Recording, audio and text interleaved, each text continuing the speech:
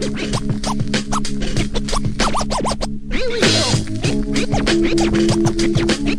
intro. It said the stream was live. It's only episode 1.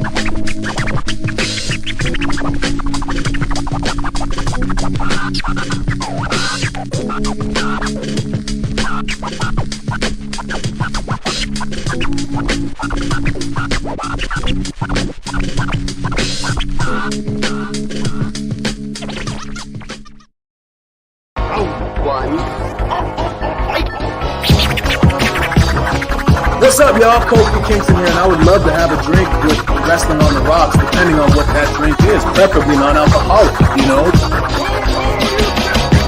How's it going? I'm the Celtic Warrior, Seamus. Wardlow here. Soda. I would love to have a drink with Wrestling on the Rocks.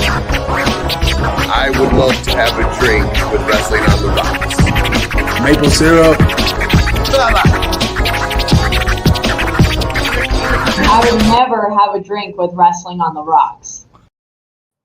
Welcome to Wrestling on the Rocks, episode 1. Again. Fuck, I wrote it down and I forgot the whole thing. It's been so long. Forget it. Thanks, Marv. Marv's drunk. I totally forgot the whole fucking intro. What was it? Wrestling on the Rocks, episode 1 again. Hey, guys. We did it. Hi. We didn't even get through the intro without fucking it up. That's all right. It's Marv's birthday. It is Marv's birthday, so I mean, cut him some slack, guys. Yeah. Everyone needs to calm down. He tied one on. Yeah. Tied one on for his birthday. He's a little lit up. He's fucking lit. Guys, this is Wrestling on the Rocks. This is the dive bar of the IWC.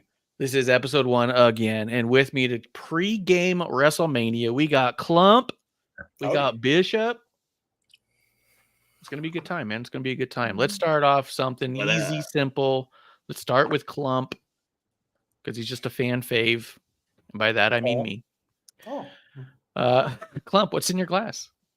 I have coffee, and it's got no milk in it, so it's bitter and upsetting because I'm trying to be healthier and not have my typical coffee, which you consider ice cream that's melted.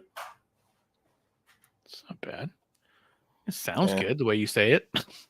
Yeah, no, I'm totally pumped. It's It's gonna be good. It's gonna be a good time. Bishop, what's in your drink or what's in your glass? What's in your cup? What's your jock? My jock is itch. My drink happens to be just some Gatorade. Feeling a little dehydrated. So I figure let's rehydrate up to a little Gatorade. Why are you dehydrated? Did you get started early? Pre-gaming? Tailgating? No, actually, just it's been a shitty couple days out here. It's been raining like crazy, and when the rain hits for a long time, just the body doesn't move, so you don't really like intake a lot either. Just a lot of sitting around doing nothing. And then today I had to sprint, so kind of just recouping, I guess. I don't know. All right. Well, guys, it's been a minute. I'll tell you what's in my glass. But what I'm going to say before is that it has been a minute. We haven't been on for a couple of weeks, and a lot of that has to do with the idea of, as we had mentioned before, we took our little bit of a break. And a quick shout out and cheers to Just in Time coming through, drinking buddy, Cheers. one of the greatest of all time drinking buddies. Senor. Because I was getting married, I was doing a thing, and then I started some baseball podcasts, and I've been saying a lot of work with that, and it's just been one of those things where between traveling and all the stuff, just hasn't timed out in a way that's made it make sense. But at the end of the day, this is the weekend of WrestleMania, and we definitely want to pregame and talk WrestleMania because this has been a really exciting time to do it. But all that leads into, as people know who listen, was that I was getting married on 3/16 day. I do have left over a 3/16 Broken Skull IPA. Steve Austin, I believe, made a beer strictly for my wedding, and then it'll just forever be released. So that way, every time I have it, I can think about it. And then what we did for the wedding, as another little shout out, was I made koozies, 16-ounce koozies for everyone. It said March 3/16, and on the back, did a little skull on there. Now, this is a drawing I did just for the Easter eggs of it all. This is actually my wife. That's her face. And the face paint on it for the sugar skull of it was actually face paint sugar skull that she did when we first met. When we went to an event and she did her sugar skull. So that's literally her face paint and her look. And then I took the Stone Cold skull, put a beard on it and a cigar in its mouth. And I put a little Medusa logo in the band because it's an M for Marsh. So just a lot of little Easter eggs in there. That was a lot of fun. But yeah, it's been cool. Everyone was really excited about the koozies. Clump, you were there? Oh, yeah, Koozies they were dope. a hit. I had to ask Kevlar. We ordered only enough for everybody to have like one, and we were even thinking about like trying to divvy them up between adults and stuff. And like, well, people with kids aren't going to take any. By the end of it, I was like, they were gone. And then I had to like go find one for me. I ended up asking Kevlar. I was all like, "How many did you go home with?" He was like 6 or 7. And I was like, Yeah, that's where mine went. I looked at my table and I was like, "Where the fuck my koozie go?" Did you not end up with one? It's all good. Don't worry. I have extras. I ordered extras and didn't even put them out. I had about 25 extras. I might take a koozie from you. Yeah, so if you didn't end up with a single koozie, then yeah, I've got one for you. Hell yeah. I wish the stitching was just a little bit better. It was a decent website though. But 3/16 beer with my boys as we return. Are you guys excited about WrestleMania? Actually, I am as time gets closer and closer. I feel better about the card. I like it. There's a lot about it I'm excited about. There's chunks of it that I feel is needless and strange. I don't think we needed to add Punk at all. But whatever. He's gonna do whatever he's gonna do. But yeah, I'm really excited for night one. You ended up with a ticket, right? I ended up with 3 tickets because I got to take 2 other people with me every time I go.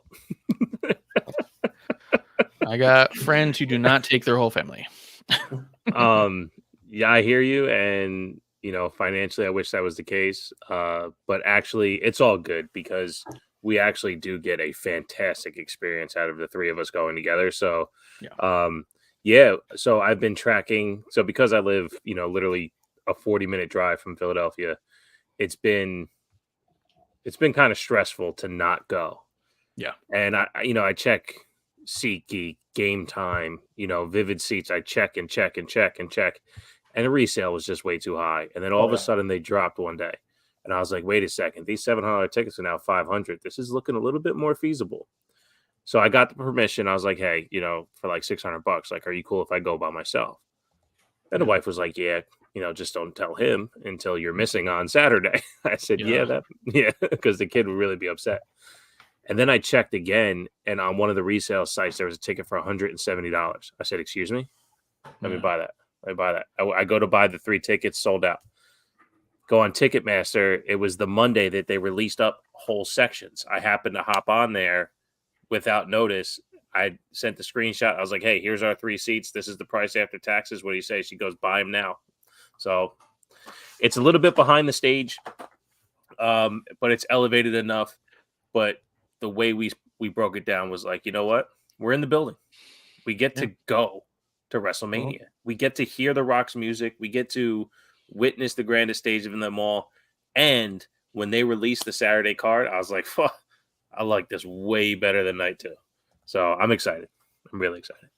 The Saturday card's pretty fucking cool. I will say there's a couple matches, obviously, on the Sunday card that I would not be wanting to miss, but you're going to catch. I mean, night 1 is the only night that The Rock is officially wrestling in a match. Correct. If The Rock gets involved at all night 2, it's not sanctioned, right? Even if you're talking bloodline rules, he's messing around doing whatever. If that happens, who knows? If he gets involved, it's not him in a match. It's him just being involved. You get to actually witness his first match in years. You know? Yeah, pretty excited. Pretty excited. Yeah. I think the only thing about night 2 that really messes me up is the forced Bobby Lashley match. You know, and I don't honestly, there's been no real juice to Drew and Seth. It's all been Drew and Punk, you know? Yep. Yeah. So it does feel that might be the most shoehorned part of this whole event to me. I think they ended up with a messy situation, and I think that they're juggling cookie dough. It doesn't feel like it's all that together. Because there's a few things where you just feel like storyline wise, like even if we talk about Seth and Drew, Seth is such an afterthought in everything he's involved in this year, and he's on 2 main events. Yeah. Like Cody just said, he got like matching Rolexes with 40 engraved on the back and gave one to Seth because they're both going to be main eventing night 1 of WrestleMania at 40. And then they both have 2 matches in this one. And Seth is such an afterthought on all of this. He doesn't feel like he belongs. He doesn't feel like he fits. The moments he gets serious, it gets really fucking cool. And then he just does some dumb shit again. And you go, whatever, man. Like, yeah. And then you also know exactly the match you're going to get. You know, win or lose, I'm not excited about Seth's match. Yeah. I mean, if he wins, it's another win, another like meaningless win for this title. If he loses it, I mean, it's a loss for him. And I don't know if Drew has the ability to put any stank on that title in a good way. He might be able to make it mean something. I think getting it off Seth's the most important bit of that whole title. But even then, like you said, Bishop, the whole story is Drew and Punk, and Seth's whole story is a hanger on in the Cody story. Yeah, and if Drew wins and rubs it in Punk's face, it's a bitch move because it's not like Punk could do anything until around SummerSlam anyway. So it even would like devalue Drew to rub the win in Punk's face. You know? And then what do you do? Like that says like, okay, cool, we're gonna keep this belt on him until SummerSlam, which and that's the last thing. Yeah, and the thing with Drew right now, as we've said on episode 1, and I believe episode 1 as well, that this is like the best work he's doing, the most entertaining. But my problem with Cody last year is, okay, what happens next? Because once Drew does put the stamp on his "I'm the savior of WrestleMania," well, what happens next? There is no next, because all of it is about fucking over Drew or fucking over CM Punk and fucking over Seth, you know? Yeah. And once he wins, he has no one else to fuck over. Yeah, he could just keep dangling in front of Punk and all that. I mean, but then Punk will get his comeuppance and then it'll be kind of flat again. I don't think it's a bitch move to be a dick to Punk while he's injured, even though you know that the payoff's not going to be readily available, just because he is that kind of an asshole right now. Yeah, that's fair. That's fair. I mean, if CM Punk tripped in front of you in a Target parking lot, you wouldn't break. Like, let's be fair. You. No, I'd pretend to be texting. No, I'd laugh and keep walking. No, I'm saying in a car, like he's walking out. Yeah, fair. Yeah, fair. Yeah. I would pretend there was someone up riding my ass that I was looking my rear view. Yeah. Well, I mean, unless there's like news you guys want to talk about, let's just talk about the card. Let's talk about what's going to be going on WrestleMania and how we got here. Yeah, I'm upset that I can't find the Rolex, like pictures of the Rolexes that Cody got, because I'm a big watch guy. So I'm like, ooh, that'd be cool. Like, is it like something cool? Is it something tasteful? Is it gaudy and stupid? Like, Did you find the clip where he talked about it? Yeah, I found that, but it doesn't show it. No, it doesn't. But but maybe he says what kind it was. I didn't hear it, but I just read the little breakdown of what he had said. No, he he was on just the says MMA hour. Rolex. He doesn't go that deep into it. He doesn't say if it's a Yachtmaster or a Submariner. Truthfully, it's probably like just a Rolex Datejust President because it's such a thing right now to buy Rolexes. Yeah. If it's not a Casio with a calculator, he's trying too hard. You know what I'm saying? That is very fair. I mean, if I was trying to impress Clump, I'd get him a Rolex because I don't know enough about other watches, or I'd get like an Omega watch and then hope that that's actually fancy. Yeah, but what really sticks is a Casio with a calculator. Yeah, they do better, but yeah, I mean, if you bought me a Rolex, I would do what my dad did when I bought him a Rolex, which is sell it, which really was fun to hear. No, all right. Yeah. He bought a table saw with the money.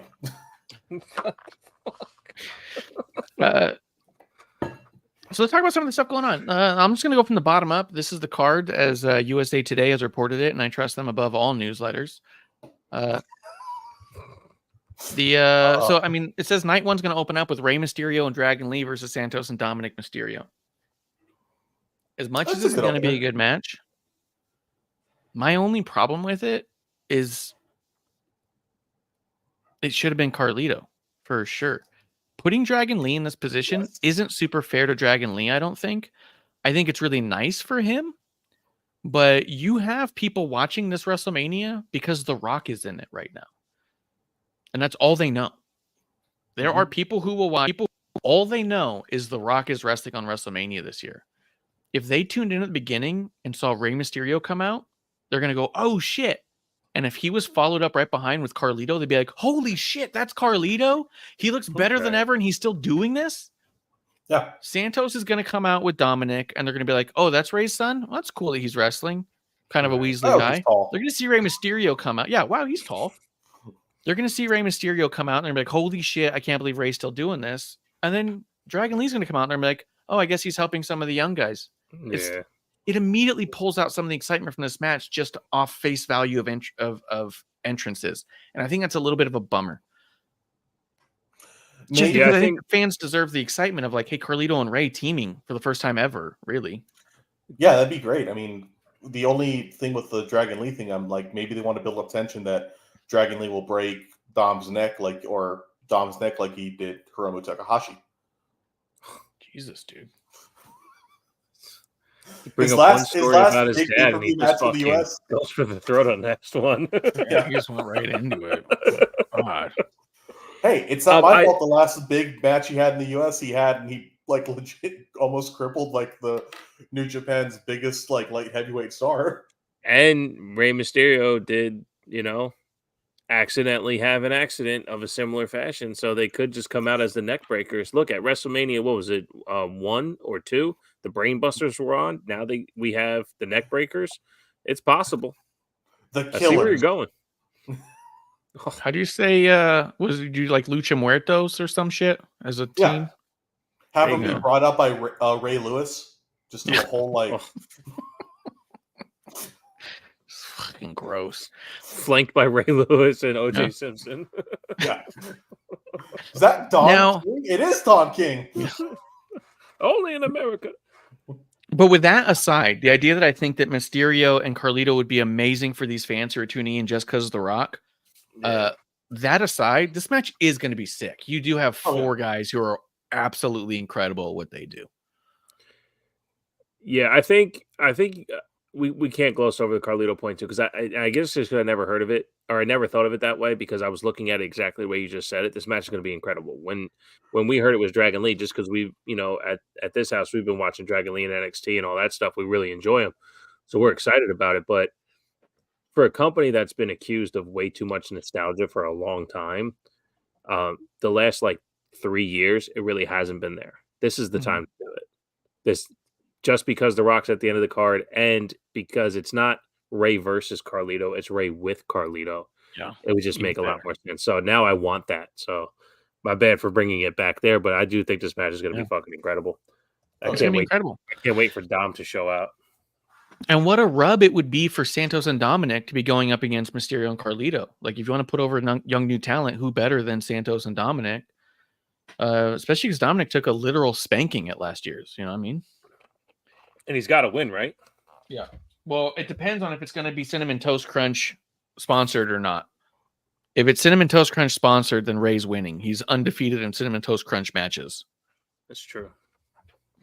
So we'll have to see. I do think Santos and Dom should win, though. Mysterios are 1-1 in Cinnamon Toast Crunch matches. So that's true. Yeah. Do you think this is building up to like in its own way, next Mania will be like the final chapter of Dom and Ray, where maybe it's a face turn for Dom and like Ray retires? I don't know how you finish their story, but you do. I think you do finish Ray with his son in some way. But you started with the tag team. Yeah. You know what I mean? Like how deep does it need to go? Like maybe he does put him out, you know? Oh shit, we got someone from Argentina in here. Greetings from Argentina. Cheers. Yeah, I Cheers. mean, Matt C. Luchas? You say that, Clump. You're better with Spanish. Mateus? No, I can't see that's the chat. Portugal. You can't. I put it on the screen in front of you. No. Oh, Matey Luchas. All right. Thank you very much. Cheers to you. Thanks for coming through. Hell yeah. Going global. Yeah. Blow up our chat. Tell us all you derail us. We're all here. I'll tell you, it would be cool if they ended like Cody and Dustin. Yeah. You know, they just beat the shit out of each other, have a full-on weapons match, and then, you know, Ray's mask is all fucking Iron Man'd up at the end of Endgame, you know? Just completely ripped up, bloody everywhere. I think it would be great. Yeah, I think that'd be sick. That'd be good.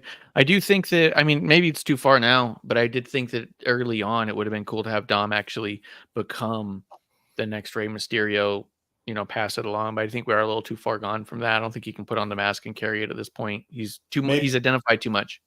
Yep.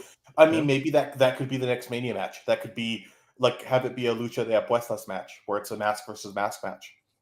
Yeah, but I just think that Dom's established himself so heavily. I could see him coming out in the future after Ray retires, either sort of like Andrade, where he wears the mask but takes it off, especially if he goes babyface, but just that kind of like remembrance thing. But he's done so good with keeping his dad's logos entwined with his stuff. The Phoenixes and stuff being a part of his gear is so solid that I don't know. It might be too much at that point. At this point, I should say. But let's keep going. Let's keep talking about it. I was talking to Clump about this a little bit beforehand. This tag match I'm very excited about. It's a triple, what do you call it? Trios if you're an AEW fan. Six woman tag, Bianca Belair, Jade Cargill, and Naomi versus Damage Control, being Dakota, Asuka, and Kari. Not trying to steal his thunder, but Clump did mention he wished that there was a title on the line and it was more traditional tag. Yeah. But before he digs into why he feels that way, I'm just going to say that I'm super excited about this match.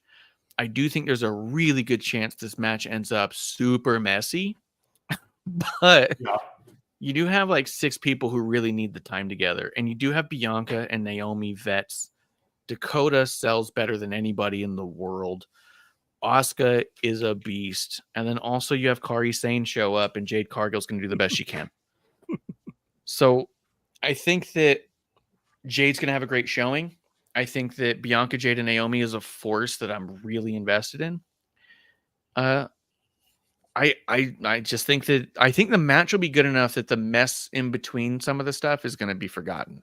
And I think that's a good thing because last year we had a 6-woman as well that was a total disaster, and no one pretends it even existed at this point because it was such a mess. And I don't think we're going to get that here. Let's go to Clump and see what you wanted to say about it, Clump, and then we'll flip over to Bishop. This feels really shoehorned together to me. Like I get we want to get Jade FaceTime in camera, and Mania is a great place to introduce her, more. But we also, have heard and seen, and the feeling is that she's pretty green. And while a tag match would be a good place to kind of to showcase her, but also hide weaknesses, it frustrates me that the tag title, which the women's tag title, and I know we're going to talk about the tag division as a whole in a bit, but it feels really like an afterthought, and even more so when we're going to have a trios match rather than have uh, a match for that title. You know, I feel like it would have made more sense to have it be Asuka and Kairi Sane versus Naomi and Bianca, and then have Jade be like come out Equalizer. because be an equalizer because Dakota's Yeah. gonna do some shit. Yeah. Mhm. Yeah. Mhm. I feel that. I hear it. I just, we're going to get to it, I just feel like this is a match where I'm so excited to see Bianca, Jade, and work together that I think that we get to the titles later, and that's okay because we're going to talk about a few titles that are happening that I feel are super shoehorned and don't even care if the title's involved. But Bishop, what do you think? Yeah, I think something that Marsh and I we've agreed on. It's always tricky when you put likes with likes, right? And for the obvious answer to backing up Naomi is Bianca, and then backing them up is Jade, just because they're all black women. But to Clump's point, I actually don't feel this is shoehorned, even though that it was like the quote obvious choice. The flow in which they did the introductions for the saves actually came off pretty organic and natural to a point where it was like, okay, I like where this is going. Yes, it's going right into fucking Mania though, and to your point, Jade's first SmackDown was just now. She's gonna have 2 episodes in before she hits Mania, so they didn't have to, but the way they did it, it actually will give the excuse for when the match does have its hiccups. That I do think though that even though the ladder match is happening on night 1 as well, that this is the spectacle match. This is the one where this is your attraction match where you have Jade, but you also have Bianca, a fucking superstar. So I would love to see the women's tag titles treated with a little bit more respect than something like this. But with Io and Bailey doing their thing and the rest of Damage Control having this happen, maybe it's a really good time to show the downfall of Damage Control in an ass whooping like this from 3 dominant women, super athletic, super talented, and with Bianca and Jade just looking like they're chiseled out of granite. You see fucking Bianca's shoulders? They're like thighs now. It's amazing. She is so jacked. So yeah, I think you can do some special stuff here, but yeah, it could also end up pretty funky. But I'm excited to see what it looks like. Jade's silhouette in her entrance, it's fucking ridiculous. They look so good. And I mean, I agree with you. I thought it was done really organically. The idea that Naomi was like trying to talk to Bailey because they got all this history, and Bianca being like, "You weren't around when all this shit was going down." You're like, "Fuck, that's true." And so then you got good guy Bianca trying to help out Naomi, and then you got Naomi being like, "Bianca, I got your back," and then Jade just being like, representation definitely matters, and we've talked about it a bunch of times. And it's a little tough for us to sit here as like 3 perceived white males and just say. It's really important to have black women on the show for young black girls. But there is something to the idea of everything you see socially, even with kids, as much as they are taught hate and they will gravitate towards people. Every person does seem to gravitate towards someone that looks like them just because it's a base of familiarity, right? And in these industries that don't typically have very many strong black women, it would be kind of silly to think that Jade and Bianca haven't fostered a friendship just by being massively talented athletes with a similar background in that sense. Like, I'm sure they do talk. I'm sure they do relate in a way that they just won't relate with Dakota Kai the same way. You know what I mean? Backstage. They just won't. So it's not as forced as I thought. I mean, it's not as forced as it definitely could have been. Yeah, that's the answer. Yeah, as it could have been. Yeah. Yeah. Because the way that people first said Jade Cargill's coming in, well, I need to see her with Bianca. I was like, okay, that's forced. You haven't even thought about anything. But the way that they've told it to get us here is so nice. And the reason I like that the tag titles aren't involved is because it gives room for more Damage Control on the other side. If you had the full fall of Damage Control on one event, if Bailey wins and takes the title off Io, and if Asuka and Kairi lost the titles here, then you've completely dismantled Damage Control in one night. Where this, you can see more chipping away, and we can get to a point where maybe even at SummerSlam, or maybe we even get another year out of Damage Control before you really have a big split. Or maybe they have ups and flows. Maybe Damage Control stays around for a while. But I feel like if you were to just strip them of all the titles now, it would feel like, okay, that's done, you know? And I like what Damage Control's done and is doing. So I'm excited about this. I agree with you. This is the spectacle. I want to see what Jade Cargill can do because she was super impressive in Rumble. She was super impressive in her run-in on SmackDown. What did you think? I saw some people making a couple little gags about it, and I don't think that they were being all that serious, so it's not like a fucking thing. But Jade Cargill coming out to do the save and just walking really slow. And people were like, oh, she's just taking her time. She's not all that concerned. Oh, look at this. I felt like that she has nailed down presence in a way that most people don't even grasp. Because to me, it didn't feel like I'm taking my time. It felt like I'm giving you time. Like, this is your warning. I'm coming out, and if I make it to you, you're not gonna like it. Like, it felt like in law enforcement, they talk about the use of force continuum, and step one, the most basic use of force, is basic presence. Showing up is a part of the use of force because you are forcing your presence on them. You're enforcing your authority on them by being there at all. So I felt like she was doing that. She was impressing her force by just being like, when I get there, I'm gonna beat the shit out of you. So I'm giving you time to scatter right now. And if they did, great. I'm just gonna be with my girls. You didn't, so now I'm gonna beat the shit out of you. You know what I mean? That's how I felt it. Go ahead, Clem.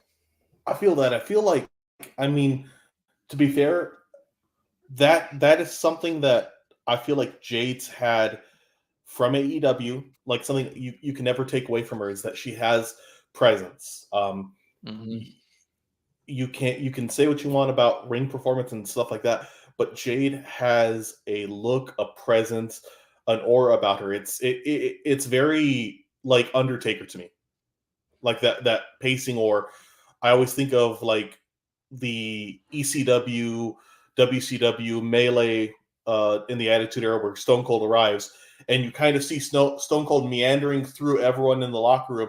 He's accelerated pace, but he's not really sprinting to the ring because he's fucking everyone up. And that I get that. Like, she's got that about her. Yeah, it's something special. I think it wasn't like when Jeff Hardy came out to rescue Matt Hardy and was dancing. This was not the same. Well, for me, I felt some of it, but most of it felt like she was taking too long. And I say that only because it's the second time in the night she did that. If this was the first time we saw her walk the ramp, and she did an outfit change too. So the outfit change to me led me to say, okay, she's ready to put that work in. But I didn't feel the I'm gonna fuck you up presence. And that's just because working wise, she's not really that performer yet. We saw some real feats of strength and some solid work in the Royal Rumble, but I was really wondering, like, why are you going so slow? Like, you're about to go 3-on-1 right now because your girls are down. It didn't look like she was plotting. I don't know. I just felt like it took a little too long. But I agree that she does have all of that just in that spot. If it was the first time she came out that night, I would have felt more to what you guys are saying. But because it was the second time, it's like, well, we already saw you walk slow. Now go put that work in. But she did it differently on the first one. This wasn't her entrance because her entrance has the lights. She got the pose. She had the look around. She went to the audience. She signed a thing for a kid. This was coming out and being like, you guys have gone too far, and now I'm back out here. And the change of clothes to me also felt like I might not have been planning to come back out here. I came out in my thing I wanted everyone to see me in, and now I'm just how I dress normally, which happens to be in a coat of mirrors, apparently. But this is just how I dress at home. That's a little bit of a reach there. I was headed to Target. Like, yeah, I was about to get some shopping done. But I felt like it was different in that because she suddenly was laser focused on them, and she was walking where before she was very much boom, posing, let me do my thing, you guys see me. I also thought it was super smart to have her come out before, so when we heard the music the second time, the audience goes, oh shit. It was. Yeah. Exactly. So yeah, I was impressed by that. And like Clump said, you can't take away her presence. It's been the biggest thing. I talked to a friend a long time ago about Jade before she even signed, and he was saying she's got to go to WWE. She'd be so perfect there. And I go, yes and no. Like, she definitely has the presence and the charisma for it, but she's not great on the mic, and her in-ring stuff needs so much work. And he was like, do you really think so? He goes, I just think her presence would carry her a lot. And I was like, maybe, but it hasn't so far, right? Or maybe it has so far. To see on the other side of the signing that both of us were right in that conversation was pretty cool, because they brought her in, they made a big deal of it, they let her be a presence, and they also said, and we're also not going to let you embarrass yourself, so we're going to take you down, put you in a warehouse, and get to work. Yeah. What'd you think of her promo on SmackDown? I thought it was great. Yeah. Yeah. I was surprised. I enjoyed it. And what was really cool, the crowd gave her room. Yes. The crowd gave her room to talk. And that's something that we talked about back in the pandemic when, that was the blessing in disguise for a lot of the female performers to be able to Bailey. Bailey, Mandy, and Sonya as well. Like, they got the opportunity to just tell their story, and everybody just had to shut the fuck up and listen. And for them allowing Jay to do that, I thought was really cool. Mm-hmm. I would even say, with as much criticism as it would get me, I would even openly say and argue nonstop that I made a mess.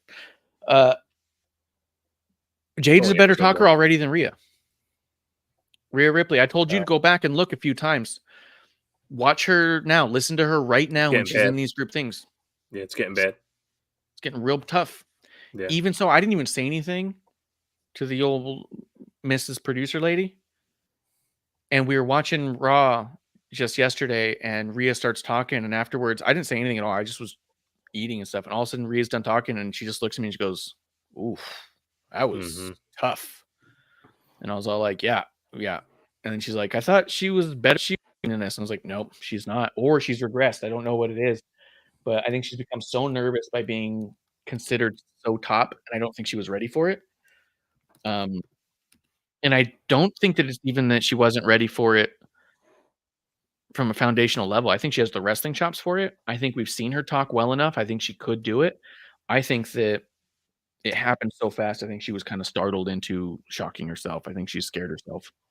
Yeah. I think she is amazing as Rhea Bloody Ripley, but they're forcing her to play mommy, and she has to make sure she's a character. But if she goes back to being herself, the absolute badass and phenomenal wrestler who is there to just kick ass and take names, then she'd be fine. But she has to fit all her dialogue and presence into this mommy character, and it's just not who she is. Mm-hmm. That's my opinion. I mean, I think that's true.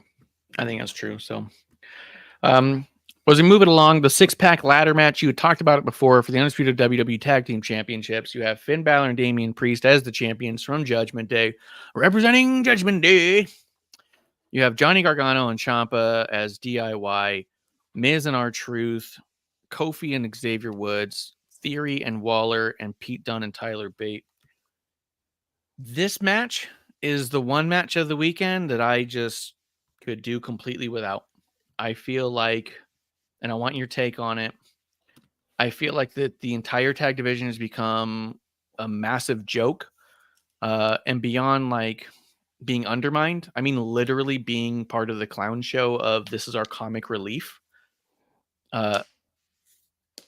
Balor and Priest do not seem important as tag champions. I forget that they even hold it most of the time. I think of Damian Priest as the Money in the Bank winner. I never think of him as a tag champ, ever. I don't think they've done anything to make the tag championships seem even remotely important in any way, even in what I've seen. And I'll give you this. Hulu cuts out a lot, and a lot of times they cut out tag stuff. So you have to tell me here if I'm wrong on this. I haven't even seen promos from any of these teams that made me feel like they felt like the championships meant anything. It always feels like the next step. Like in their things, it's like, well, we might as well go for it because it's an option. It doesn't sound like it means something to me. I want it. They're not good enough. They're cheating. They don't do this. I can be a better champ than him. None of that feels present. It just feels like, let's make everybody laugh. And then this match has to have a reason. So this is our reason. But it doesn't feel like a real reason. This actually feels like a no stakes match. And it's a ladder match with championships on the line. And to me, I'm not interested at all because I don't care who wins it.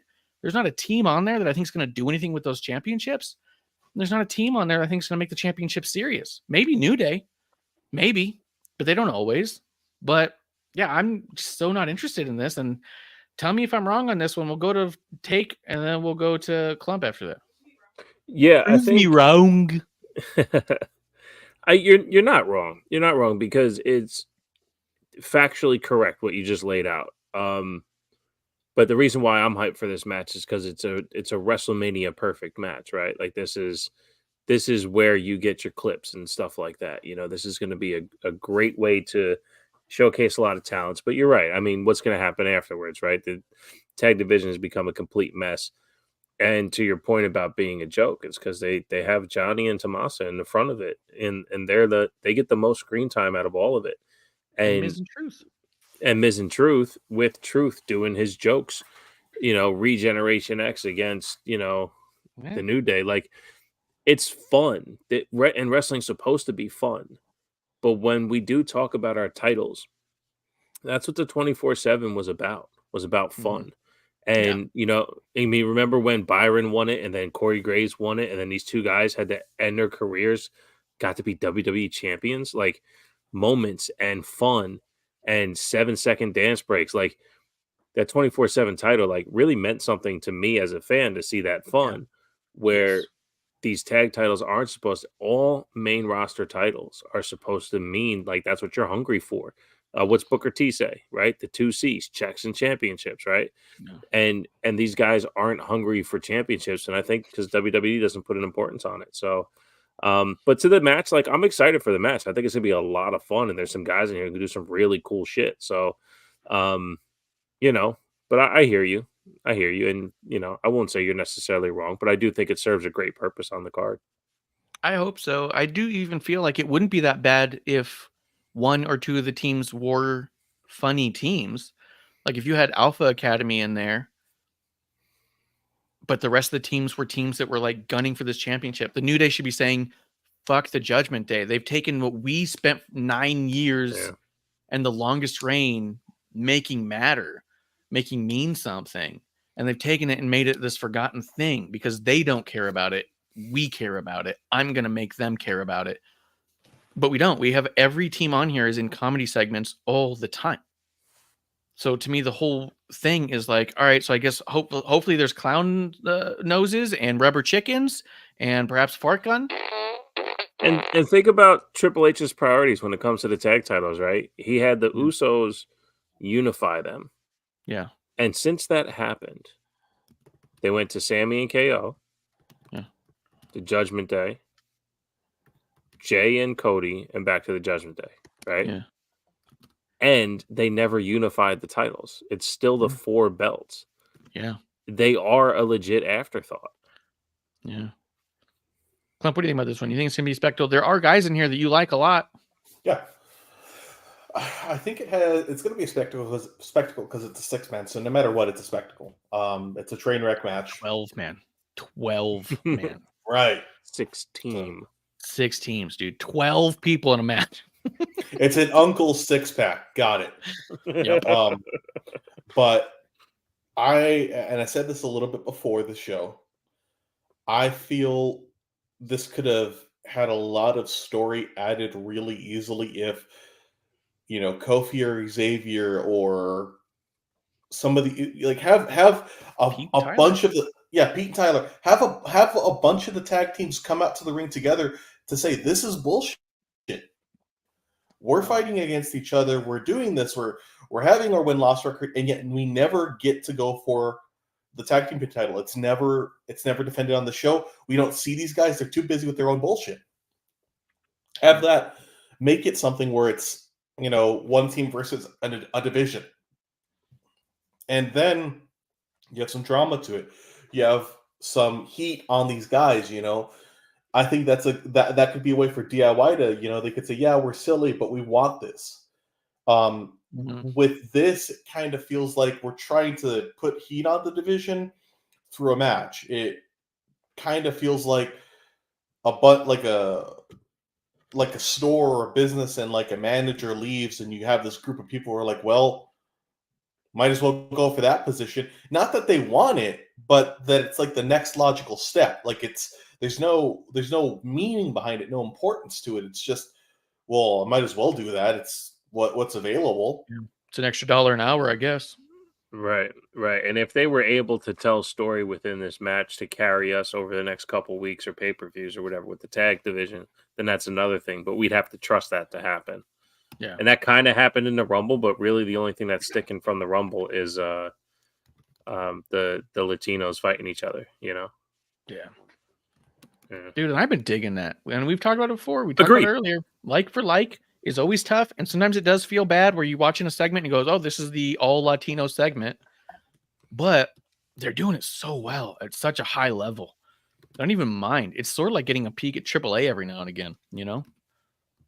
Yeah, they're doing a good job making it seem like they have, like, even Angel and Humberto, right? They don't say shit, but they stand back there like assholes who have Santos's back, and then they do, and it's awesome. So, like, yeah, I completely agree.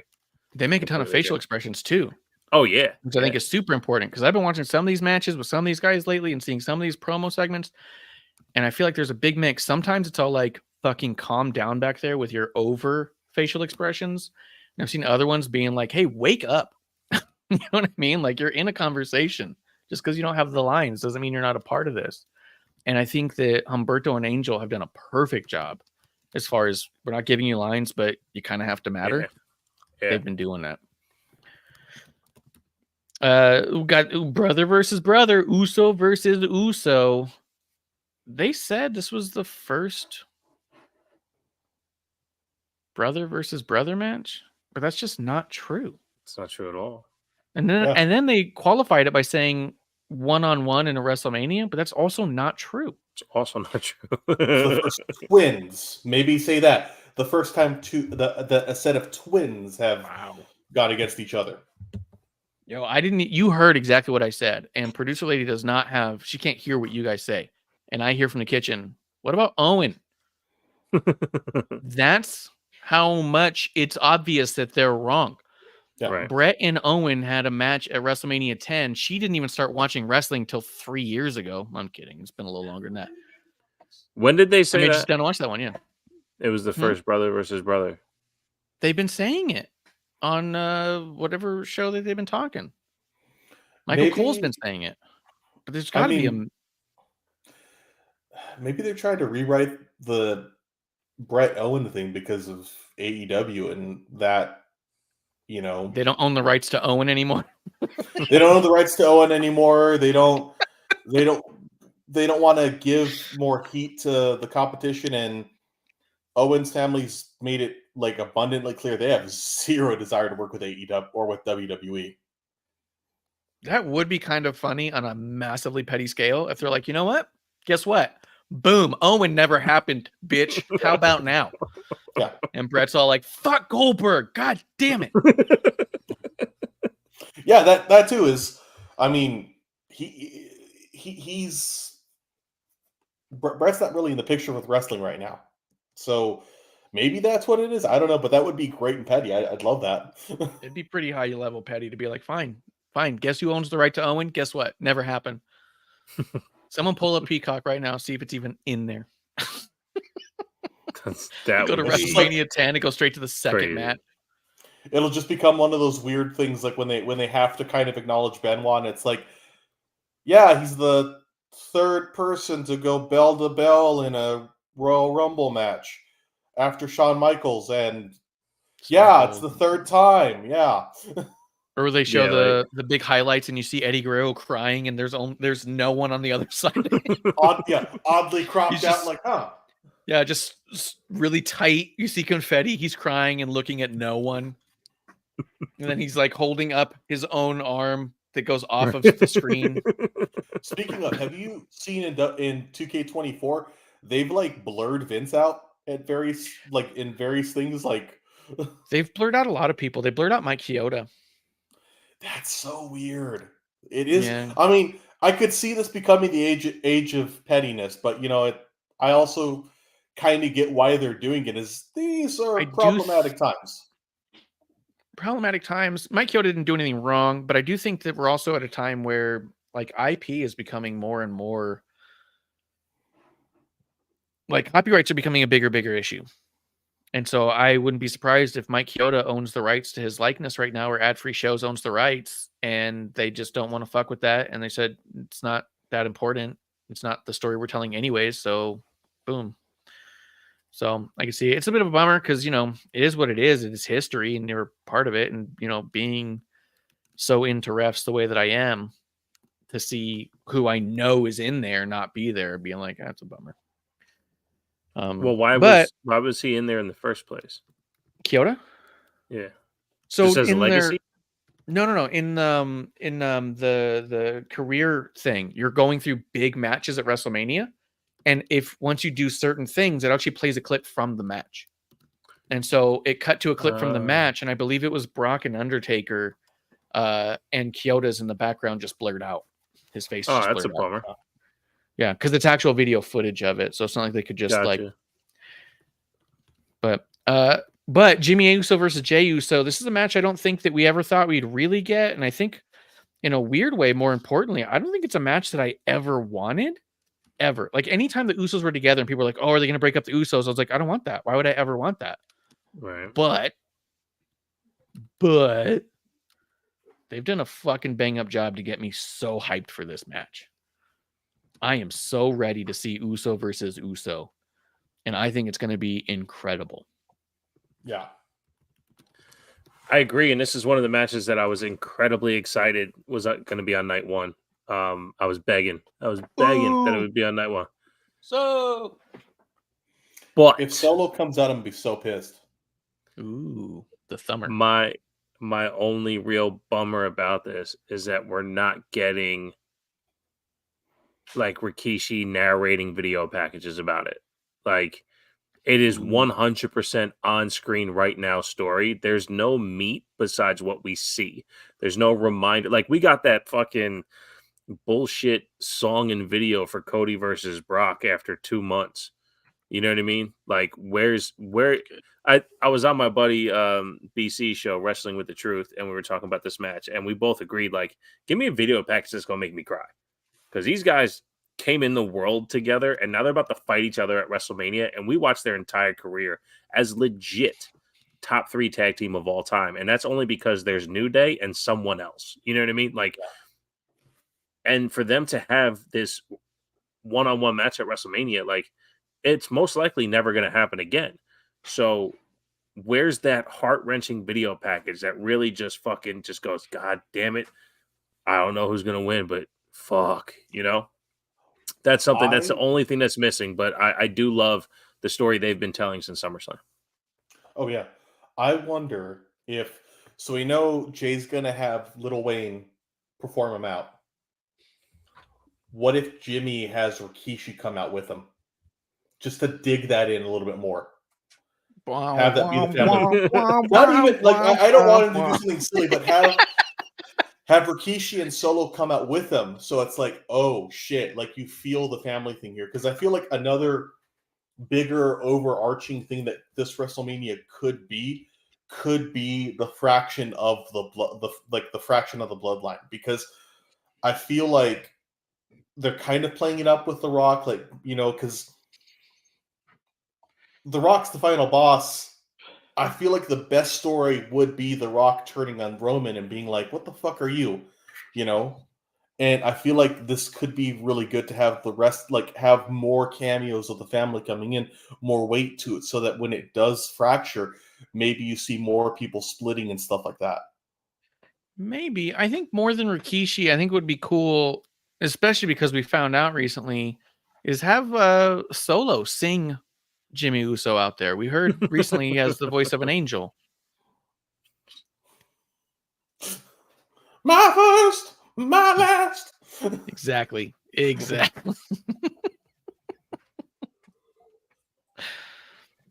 No, I think we're gonna get exactly what we think we're gonna get. These guys are excellent, and one thing that we've talked about on this show that a lot of people don't is how much wrestlers need to trust each other. Oh, and they are going to put themselves through something to make sure that they put on something incredible. So I'm so looking forward to it. Yep. There's probably no two people on earth who have wrestled as many matches together off screen than those two guys, probably. Yeah. Nothing more is going to be sick. Also going to be sick. I'm going to be honest with you. I know you guys are going to be surprised by this. The Intercontinental Championship match, Gunther versus Sammy. I was a little disappointed that Sammy's going to be in this match. I'm obviously a massive Sami Zayn guy. I cried when he won the tag titles. I was super excited about everything he's ever done. To me, the story here was Chad Gable. Sami Zayn potentially dethroning Gunther. Let's say he does. Let's just go that way. Sami Zayn beats Gunther, ends his streak. All right, well, now we have Sami as Intercontinental Champion again. It just doesn't feel as big a deal as it could be. Like, if beating Gunther makes somebody, how the fuck does Sami need to be made? And if Sami can't beat Gunther, that's kind of a knockdown from being in matches against Roman, main eventing WrestleMania, to losing to Gunther in an Intercontinental Championship match the following year. Like, to me, that this is a step down, and I'd rather him not even on the card or be a part of the story in a different way. To me, this was Gable's moment to have, and Gable should have dethroned Gunther right here. They should have had his kids crying, snot everywhere. They should have done the whole thing. But now we're going to have Sami potentially win, potentially lose. And to me, it's kind of a lose-lose situation, except for I love Sami Zayn. I love every match he's ever in and always want him on a big stage. So for that, as a person, so happy for the guy. As a fan who wants to be invested, I feel conflicted here. I don't think Sammy's the guy to take out Gunther, and I don't think it's because Sammy's not good enough. I think it's because it devalues the win over Gunther in a way, because Sammy's already made. He's a made man. I get you. I think the reason for it, and I'd love you guys' perspective on this, is they want Gunther in the world heavyweight / heavyweight title game. I think they're looking at the idea of like Drew and Gunther would be fantastic. Two big guys against each other would be really cool. Or he could be that first big boss for Cody. That's my feeling for it. And if there's anyone that could take that title and do something with it where it'd be cool, it would be Sami, because no matter what they put him in, he always finds a way to make it work and make it amazing. So I think that might be the goal, because I don't know if Gable can do that. I don't know if he's got the strength to, like, it'd be a great moment, but it'd be, to me, kind of like when Zack Ryder won the Intercontinental belt at Mania, and it was like, that was a cool moment. Get the fucking belt off from the next night. I think you could have done something with Gable, though, where he didn't have to lose it the next night. I think you really could have had him run through and be like reinvigorated, and then give him a good 6 months, 7 months before someone takes it off him, or give him a year long with that title and make it just like Ricochet's run. He could have been just like Ricochet in the length of run. Just a couple months where it makes sense. There was nothing wrong with Brock Ricochet Lesnar being comes back, takes the title off Gable. Jesus. No, I it's a good idea, and I tell you this, like, I agree with the Sami take. Like, he doesn't need to be in this match, and it is Gable's story to finish, right? So let's Gable crybaby about this, right? Because I agree. Like, I'm a Gable crybaby right now. He needs to be in this match. My biggest problem is what you just said about Sami, because you're right about Sami, and Sami doesn't say that about himself. He continues to step on screen doubting himself and pushing himself into the underdog. And I'm like, dude, we just watched you overcome the bloodline last year. What are you doing to yourself? Why would I continue to root for someone who puts himself down so much? Just to ask us again to pick him up and go with him. Like, no, we've always been there. And when you get to the top, we're right there with you. And then for some reason, you show up on screen and say, you don't know why you don't have it anymore and why you can't do it. Like, this is that it's fucking exhausting, man. I love Sami. It was the first WWE shirt that I bought when I got back, or one of the first, I should say. It's the only one I have with an NXT tag on it. So I've been with Sami since Underdog of the Underground. Like, I'm a big fan of what he does, but this, It's the exact opposite of Drew right now. Drew has a character I can completely get behind. But this Sammy shit, dude, it's fucking exhausting to listen to him bitch and complain about what he can't do or can't have or just doesn't have anymore. Sorry, dude. You don't need Gable to get you ready for Gunther. You are the guy because you just were. You have been. That 20 years that you've been doing the same thing where you're the guy to root for underneath. Like, nah, dude, like you've won and we've watched you win and we continue to watch you win. And you're the one that telling me that you suck. Like, well, then I guess you do. Yeah, it is frustrating. There is a disconnect there. Speaking of, you watched the Hulu version of Raw, right? Oh. They cut out the video package with Sammy and Gable. Did you see that? Oh, the training thing? Yeah, I didn't see that.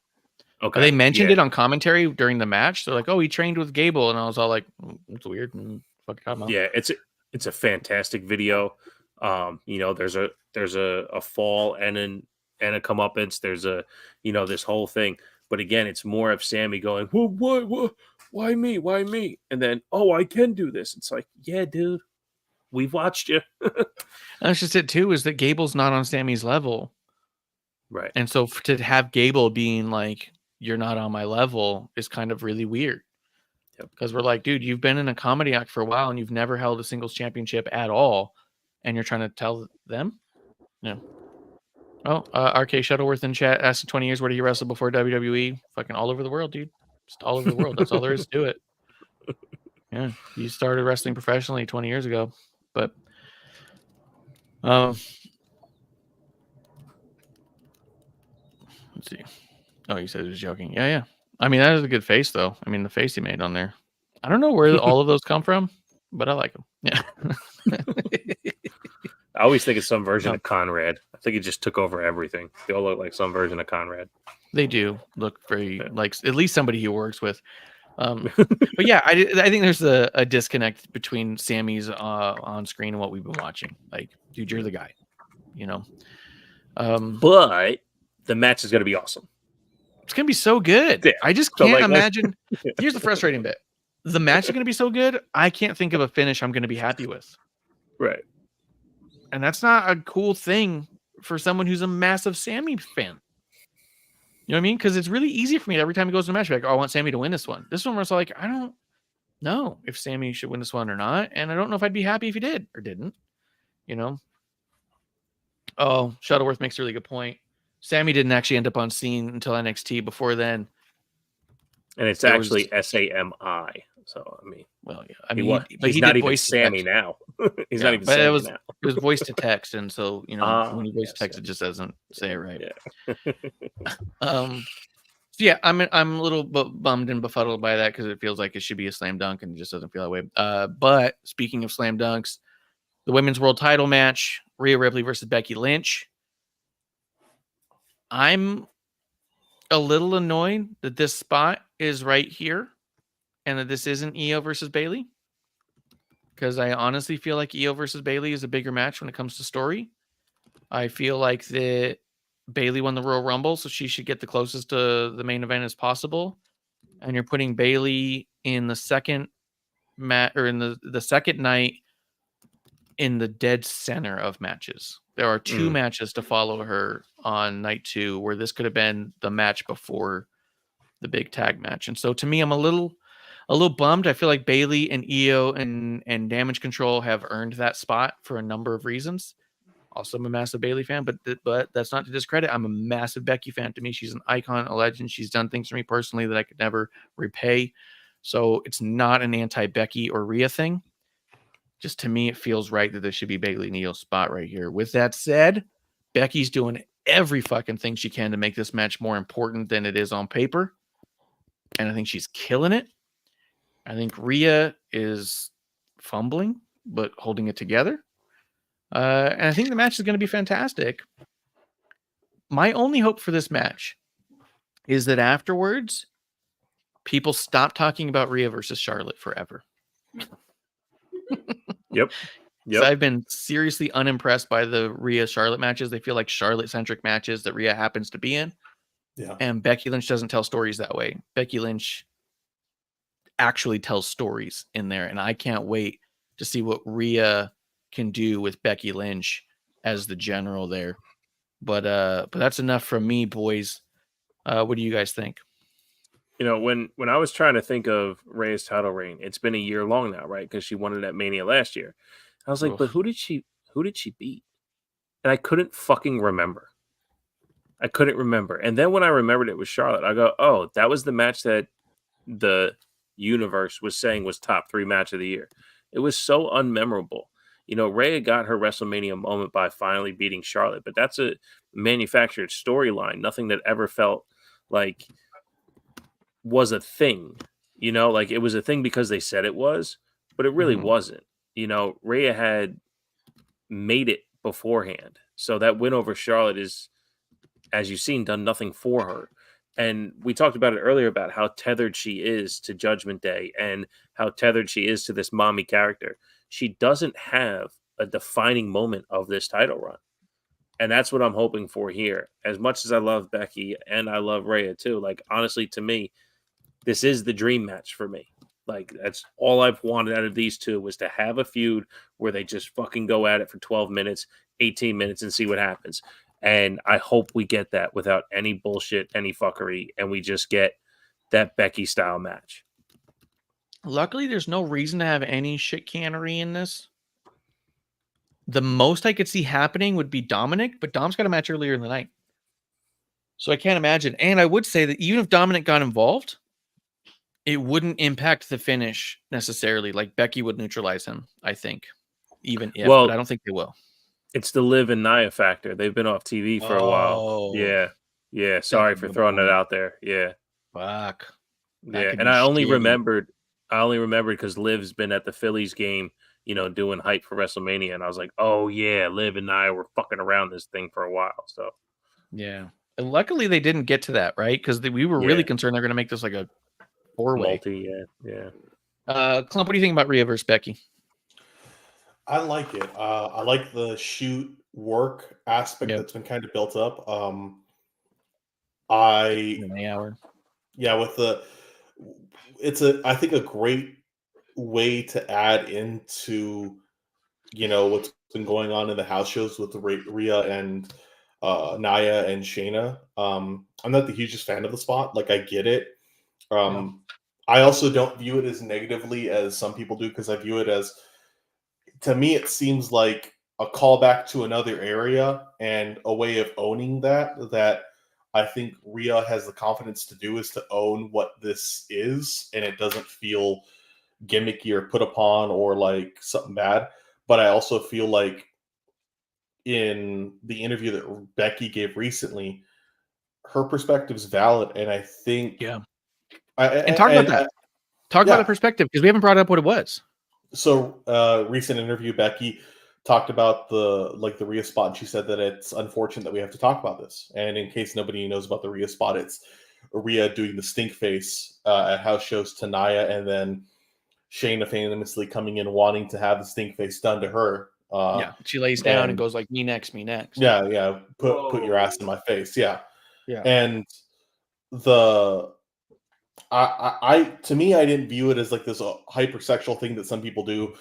I viewed it as like as somebody owning their sexuality and owning this like spot from the past, and also just kind of a bit of like childish fun of it, like of a butt in the face, and then adding more to it. Right. But I do give a lot to Becky because absolutely, this also is, you know, in some ways a callback to when women's matches were a joke, where they were pure sex, and you know, and it's a thing that still exists in a lot of ways in wrestling. I think we're getting better at it. In a sense, I view this match and what that is kind of like how people are taking ownership of that history. You know, like but Becky's point was that people were asking her what she thought about this spot, and she goes, "I wish you never did it because I wish that you weren't asking this question. I wish that the question was about how dominant she is, about how dominant and I've been. You know, like what makes me the man and what makes her this threat. But here we are talking about her ass. Yeah, I I only saw the Nia part of it. I didn't see the Shayna. That if I saw the Shayna part, I'd probably feel incredibly disgusted because doing it to Nia is to me. I was like Rikishi, Samoan, Nia, family, done, amazing spot, loved every second of it. And Didn't Nia's think it done that was spot. didn't think it was sexual at all. But when you do the Shayna part of it, I immediately think back to Jerry Lawler leaning in Yes. the corner, having the microphone, asking for the Bronco Buster, and it's like, Yep. you know, like Yeah. we've moved so far from that. Yeah. One, Yeah, Shayna went into that corner, laid down, and then she started like pointing at her face and going like, "Oh no!" And then yeah. In a sense, I view it kind of like when I think of the TNA Knockouts division in the name itself, I view that as like what it's become from what it was is taking ownership of what did Knockouts used to mean. It was the hottest people doing this, and it was kind of a joke. And now it's Knockout is an athletic fighting element. It's that I kind of view it like in a similar vein. The what this is and what it could be. I do think it's a great element of storytelling to this match. I think I wonder how much of it will bleed into it because the perspective of Becky, absolutely, that's 100% valid because if I were in those shoes, I would think about that, like that this is I don't want this division to go back to this, right. And from the I don't person who want- got it to the main event, she Yeah, took it and there with Ronda. And when people were asking her about Ronda, it wasn't like, "Hey, did you see that nude spread she did?" They weren't asking about that, right? But here they are. "Hey, you had this match with Rhea Ripley. Did you see that thing about her ass?" It's all like, Yeah. "Wow, this is not what I was hoping we would be here talking about. This is not what I've been fighting for. This is not what I've stressed the fuck out and about." and especially from Becky, who has every reason in a Divas era to get breast implants, right? Has Mhm. every choice she wants to dress scandally and never does. So she never makes anything about her body or even her gender. She just goes out there and tries to wrestle the best she can. And to be that type of performer and take it to the main event, I'm sure it rubs her the wrong way when it looks like it's heading back in the other direction, Yeah. That's got to be frustrating when you do so much. And Becky said in another interview recently, she goes, "If I were to stop today, I'd still be the greatest to ever do it." And I think that's impossible to argue. Mhm. And just to think Clump's it is. point, because that I know we kind of took it into the explanation of it, but Becky and Ray being able to take that particular narrative and adding it to this storytelling is what is helping this feud really kind of, Yes. not feel flat. Yes. This has felt like a struggle. And I really harped on it before, and I'm just going to say it one more time. This was a match that did not need to be on Mania at all because of how they got us here. But now that it is, I think they will live up to it. You know what I mean? Like, I think they could have made a lot of this make more sense. This is one of those clunky ones where it's like, I guess this is where we're going and we're going to make it happen. But it did not go smoothly. But it does seem like that no matter what Becky goes for, it will never go smoothly. And I think it's just because she fights uphill a lot, for our benefit, not just hers. We talked about recently, you and I, Bishop, some of the wrestlers who might say they're doing it for the fans, but when you really take a look at it, you go, no, this is 100% about you. This has nothing to do with what anybody else wants to see or anything. And I think Becky's the opposite. I think she definitely wants to enjoy and feel pride in what she's doing, but I think she definitely thinks about what her fans want and need from her, and she's trying to deliver that. And I think that it's going to live up. I think it will. Yeah. So a night one should be ending with The Rock and Roman Reigns versus Cody Rhodes and Seth Rollins to determine the stipulation for the undisputed WWE Universal Championship match. Will it be bloodline rules or nah? No blood or all blood? Also, we got blood, right? Rock bloodied up Cody. Yeah. Going back and forth. Was it real? Was it fake? I am under the belief that it was real blood. It looked to me like more blood was happening. The more he wiped it away, the more blood kept coming. So, I And think blood. Cody's not afraid of blood. He What makes you say that? showed Boy,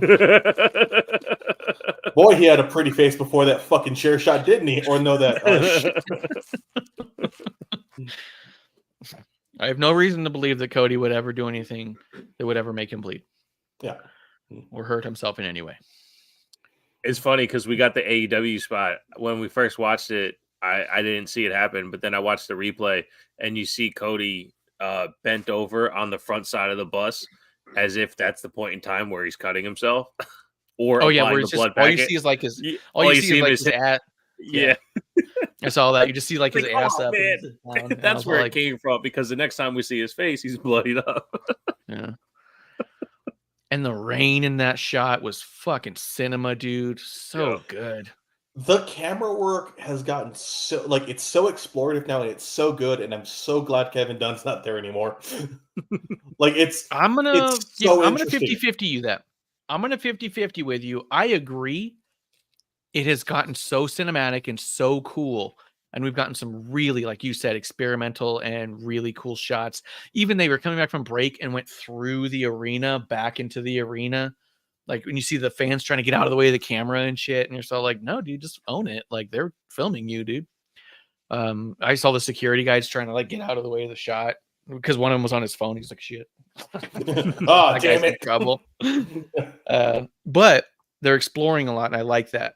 I do think that Kevin Dunn gets just too much flack for that stuff because I also have heard from people who've worked around that Kevin Dunn never made those decisions. Camera cuts were not his decision. So where production was, he might have said production was something he wasn't in charge of. So I could see him saying, I don't want to add a drone to this. It's going to complicate things. I could see him saying, I don't like the look of that thing. So let's not do it. But at the end of the day, camera shots weren't his control. But him being gone feels different. Yeah. Yeah. Something is changing because I do like all that other stuff that you guys are talking about too, but the in-ring stuff is looking different on TV.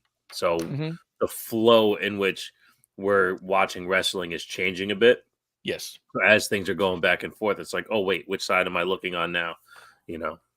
And I can't tell if it's because Kevin Dunn is gone or because the people who are in charge of Kevin Dunn have more voice now. Yeah. You know what I mean? Like, I don't blame him. Yeah. I don't blame him for anything because I give a fuck less. I don't know his job. And I know he's the easy one to, for the fucking, all that shit that was happening. Which that's still back. That happened with Elektra and Zelina. Yeah. There is an obvious difference over the last 6 months, maybe 6 months. And a lot of it is the extra shit that they do when they're going through Gorilla and they're doing the outside stuff and things like that. They definitely have a more TV show quality to it than a pro wrestling, hey, we're just capturing what these guys are doing. They're like actually shooting it now, Yes. It feels more like a Netflix original.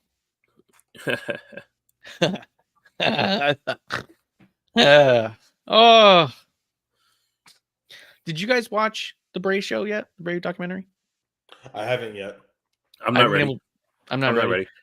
Can't do it. We've been trying to watch it the last couple of days and we keep getting like close to it and we're just like, should we watch something funny instead?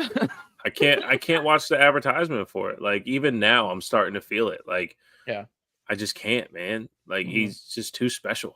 It's just too special. The thing I know is it's amazing. And then when we watch it, we'll talk about it, but we haven't. So yeah, I'm not ready. I saw that WWE World is going to have a Bray Wyatt experience up there. And I'm like, I didn't plan on going. And then I'm like, maybe we should go. And I'm like, there's no way I could do it. There's no way I could stand that close to his stuff, look at his stuff, the stuff that made me feel. Zero. I'm not ready. But when are you going to get to do that chance again? Ooh, got you there, idiot. When I'm ready. When I'm ready, because truck outside of your house waiting for you.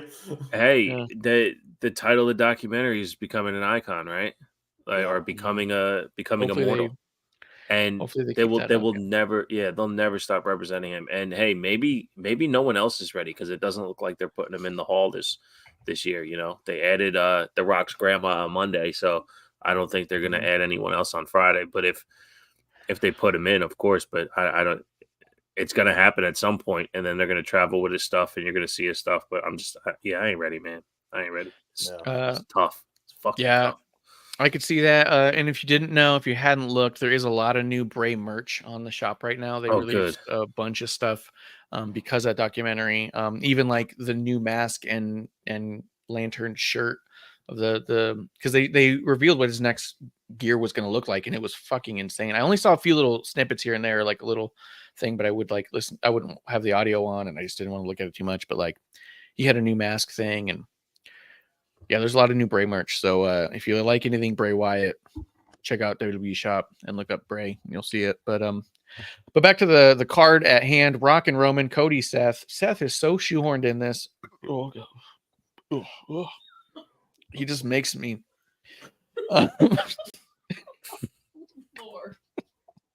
If you throw up on this, then you can never make fun of me for spilling shit on myself. You shit your pants one time, Clump. No, I made it.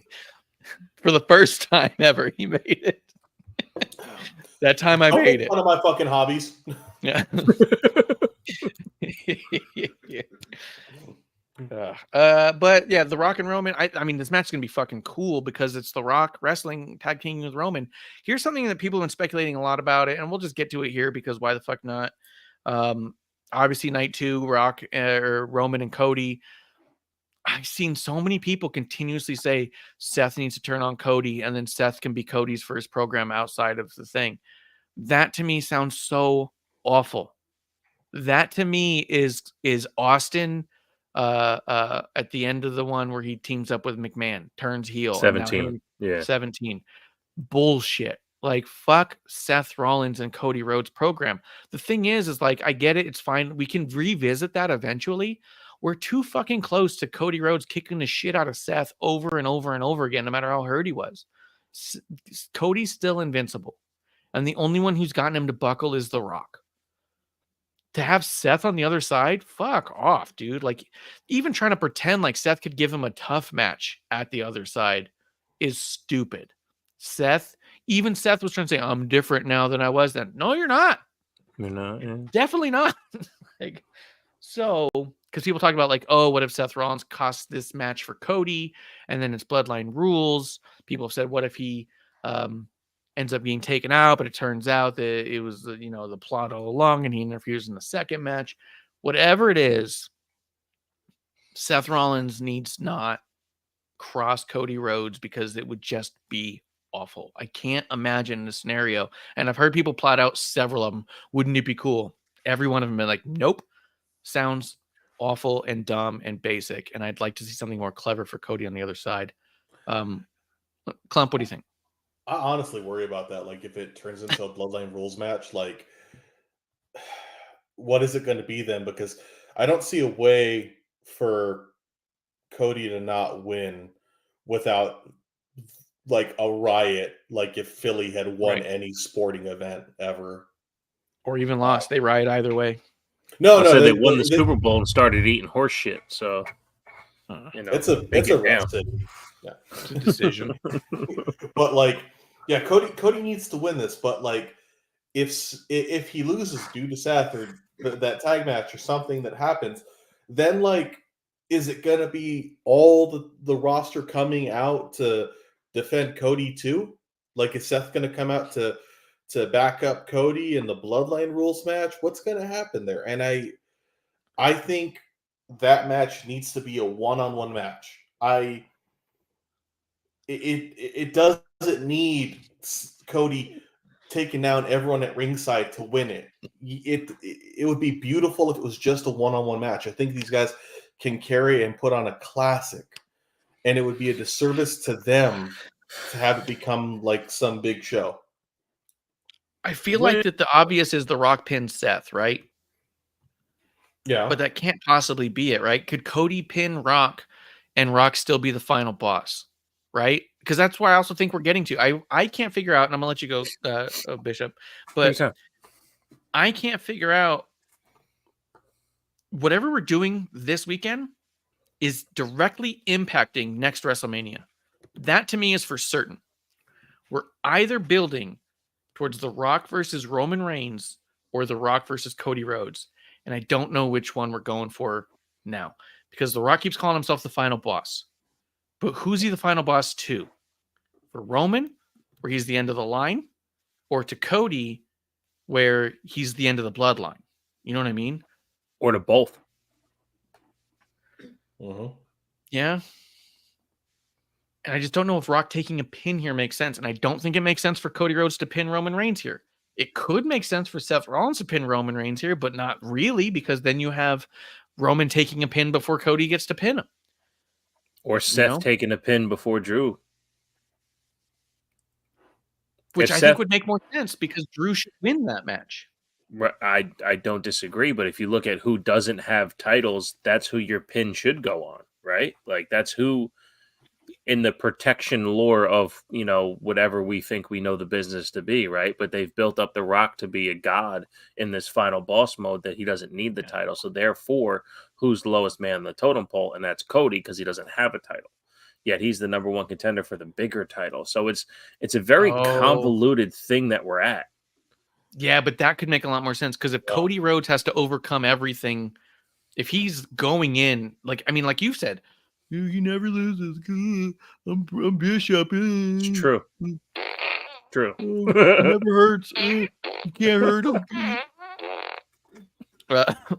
If he were to take a pin and then had bloodline Sounds rules, and then just like me. Yeah. then he would be overcoming the bloodline after taking a pin from Roman or The Rock. Probably The Rock, I would imagine. And that could make sense because then when he wins, it's that bigger of a moment. Oh shit. He won through bloodline rules. He won even though The Rock pinned him. And then Roman and The Rock can have their beef of I pinned him, why couldn't you, you little bitch? Yeah, I maintain, you know, that Roman character champion is still notches above this Cody character, right? So you still have to knock down Roman to lift up Cody so they are even enough for Cody's win to make sense for both of them. And for Cody to have that gravitas afterwards. Because if he wins and it's just flat afterwards, like what is there? Like it can't just be clean. He beats Roman clean. Okay, so he's better than a 4-year run, one of the best runs of all time. Okay, cool. Now what next? Nothing next. But if there's a little bit of hitch in the story of Cody winning, then okay, Cody overcame. There was some fuckery, but hey, Cody's champion. Let's see what we get.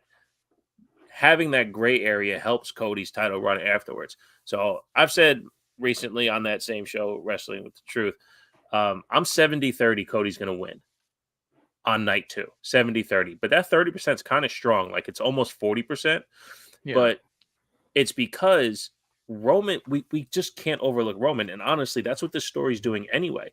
Yeah. This story has been so Rock Cody focused that I still, again, maintain my position. They're more in cahoots than anything else.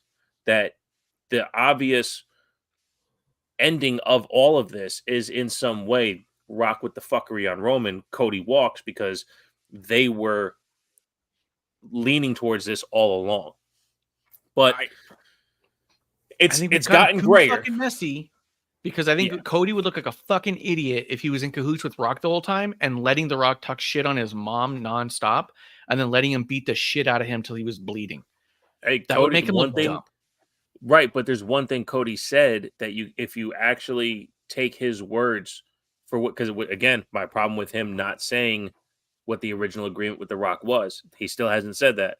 But what he did say is that my mom knows the wrestling business. My mom is the wrestling business. So she knows how this works. If we got to talk shit on you for now, just to get the payoff later, then this is what we're going to do. She knows that. She's aware of that. So I agree with you. But what Cody said was, my mom's well aware of how wrestling happens, and she's tougher than most of these guys anyway. So she can handle this shit. I'm not saying I'm right on this. I'm just, it feels more like because until Raw, it's been Rock Cody with no Roman having to do with Cody. Rock has dived on all of this, right? Mm-hmm. But now Roman's got a piece of Cody. But even when it came to most of the Cody beating, Rock did most of it. So it seems like The Rock is protecting Cody from Roman by doing all the beating if you vibe on that storyline. So it's I still think it's so convoluted. Excuse me, there's so many different directions you can go. And then, like we just talked about, based off of who takes the pin, it affects so much of the storytelling going forward. Yeah. The only one who takes a safe pin is The Rock, because he doesn't have a match night 2. The rest of them do. Yeah, that's true. Let's see. ADY says, "Yo, guys from the UK, first-time viewers. Seems like I'm the only one in chat." Yeah, Cheers. at times our chat comes and goes. But you know, we'll shout you out. Cheers to Addy. Thanks for coming through the UK. Hell yeah. Cheers. Yeah, and I also think that the adding Seth to this match just even makes it messier, where it's all like, I wish that there was somebody else tagging with Cody, to be honest. Addy says we sound interesting, so I like that. Appreciate that. Stick around. We still have night 2 to talk about. Yeah, we're the die bar of the IWC, buddy. Well, that's I when you were explaining that earlier, I do think that's still an indictment of the Cody character. Again, I'll shit on Cody all day until he makes sense. But again, an indictment on the Cody character. He separated himself by his story, his goal. He has no friends. He has no buddies. He has no teammates. He has no confidants. He has no one else that can be by his side. Seth is there by happenstance because he wants the bloodline to crumble too. So to the point of what night 1 is going to happen, if it's bloodline rules, does Cody have a squad that can prevent bloodline from just tearing through him? Not that we know of. Yes, not because everything counts. And if you notice during the rainy day Rock Cody, as you referred to it, just because they're in cahoots, their little jerk fest there, which I don't think they're in cahoots, so it would not be a jerk fest. It'd just be Rock beating off Cody like you do. But the background of that was constantly... You could fucking send me a text. I don't know why you had to do it like that. But whatever. The background was a truck that had John Cena and Stone Cold on it. Yeah. How often have we seen that particular truck in the shot? Yeah. Almost never. We always see random ones of all sorts of people. This was really specific, and the camera angle was such that they walked into frame. There's Stone Cold. There's John Cena. It makes me think that if we have a Bloodline Rules match and Cody's getting a little outgunned, we might see a surprise Stone Cold come in there and start to beat off The Rock a little bit. You have John Cena come out there and he starts beating off The Rock. Now you got a couple dudes beating The Rock off right there. And I just think... No, I agree with that too. And I even... Because Rock is Thanos, who do you have for the Avengers? I know people are like, look, it's like the Avengers because it's Jay and Cody and Seth. And I was like, that's not the fucking Avengers, right? Dude. That's X-Force. That's X-Force for sure. But then you have Cody in there face-to-face with Roman. You have John Cena, Stone Cold beating off The Rock. Now you've got the Avengers and Thanos. You know what I mean? That's the one thing that bums me out about not going to night 2, because I do think that part of that 70-30, in that 70, Stone Cold's involved. Yeah. Like, especially if it's Bloodline Rules, because that's the obvious. The only obvious, and I'll fantasy book it all day for all-time matches. Rock and Triple H had way better matches than Stone Cold and The Rock. And I think that's his best in-ring partner. But his best storytelling partner, where it's love to just eat it all up, is Stone Cold. And the only person taking down The Rock is Stone Cold. Cody's not doing it. Roman's not doing it. Stone Cold's the only one taking down The Rock. And The Rock took out Stone Cold, and we did not see Stone Cold again until 2 years ago. And that was, I mean, we saw him, right? He'd come out there, drink beers, kick Brian Saxon in his ball sack. But he did. He going at him, dude. But I think the other thing is that what we haven't, I mean, this is part of the reason why I'm bringing it up, because I think that it's going to happen night 2, but whatever, is John Cena has been involved in every WrestleMania since he started up until now. And we haven't had that story. Every year, the last 3 years has been, how is John Cena going to get involved in WrestleMania? That's not even been a bird's chirp this whole time, because there's so much cool shit going on that we forget. And that's why I was hyper focused when I saw that truck behind him. And I was like, that's John Cena, who doesn't have a road to WrestleMania, whose story for 4 years has been, how do I at least get on WrestleMania? But he doesn't care this year. Well, what if he's there to beat off The Rock? You know, what? What is with you over there? I'm just talking with my boys. Addy said, and Stone Cold stunned Vince, which was bad. And they can't forever show that as the last thing Austin ever did, but they could forever show him beating The Rock off. Yeah, and I think it's coming. I do think it's coming because it's, again, that's the type of fuckery around a Cody win that it's not about sullying the Cody win. It's about bringing down Roman.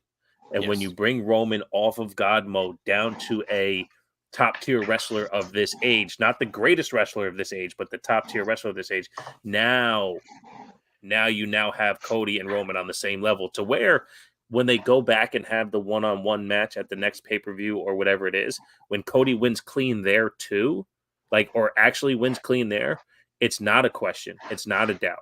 The characters aren't that separated. I just think they're too separated. And having some fuckery like that, I hope they could pull that off, but that's the exact way that Cody would walk out of WrestleMania with the championship for sure. And with fuckery that makes sense and is sound, because we've talked about it before, that I feel like that the consistent and forever involvement of the bloodline and all of Roman's wins has undermined him as a dominant champion and is always the downfall of the match. It's always the moment of the match when you see Solo come out where you just go, okay, fuck it, this match is stupid, it's going to end this way, and then it does, and you go, yep, and it did, and you're just over the whole fucking thing, right? Where if Solo comes out and starts his fuckery, and we go, fucking here we go again, but all of a sudden glass shatters, all of a sudden trumpets blare, all of a sudden, like Addy says, or not Addy, didn't say it, RK Shuttleworth will say, Hogan will do it. He might actually be involved, to be honest. Because you know what else they released just like two or 3 months ago? And it's the funniest thing to me in this moment, is they just released the Funko Pop of that WrestleMania 30 of Stone Cold sharing beers with Hogan and The Rock. You know what I mean? Like, they've started releasing a bunch of Hogan shit all of a sudden. They're back on the Hogan thing. They just had that fucking special on them. But yeah, Hogan, Cena, Stone Cold come out there and Avengers this guy. We're gonna get to that. Shawn Michaels comes out. He looks the wrong way. He looks every way at once, Clump. He doesn't need his head on a swivel because his eyes are. But yeah, I think as far as night 2 goes, that's something that makes sense. Solo comes out and starts fucking off. And then now you get the actual Avengers uniting in a way where they're not knocking out Roman. They're equalizing the outside. And now Roman and Cody can finish their match. And then that's kind of the best of both worlds for Clump, who said they really need to be a one-on-one without fuckery. But what if we get fuckery, but it's really cool and doesn't actually impact the one-on-one? Yeah, you know what I mean? just a bunch of guys coming all over each other. Just a bunch of beat-offs. Yeah, exactly. Like in Puerto Old Rico. men beating each other up. The Damian Priest Bad Bunny match had a lot of that. There was a whole bunch of fuckery that barely involved the guys in the match, but it surrounded them. You know, and that's very possible that happens here, and I'm for it, except for the fact that I'm not going to be there night 2, and if all that happens night 2, I'm going to be pretty bummed. Right, I would like Savio Vega to come out and us try and pretend that Savio Vega is intimidating. Ooh, comes out to help The Rock. Rikishi could come out and help The Rock. Because he does it for The Rock. He does it for The Rock, dude. Yep. That'll finally pay off. Comes out in the car and fucking hits Stone Cold. Yeah. All right, I'm gonna hit up the car. Jesus, who could it? Oh, that we're doing that again. Okay. Like Rikishi comes out of the front of the car, and just you hear Michael Cole just go like, "Of course."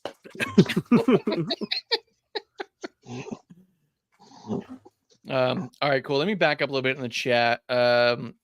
Oh wait, what's up? Never mind. Go with the chat. I have a great idea.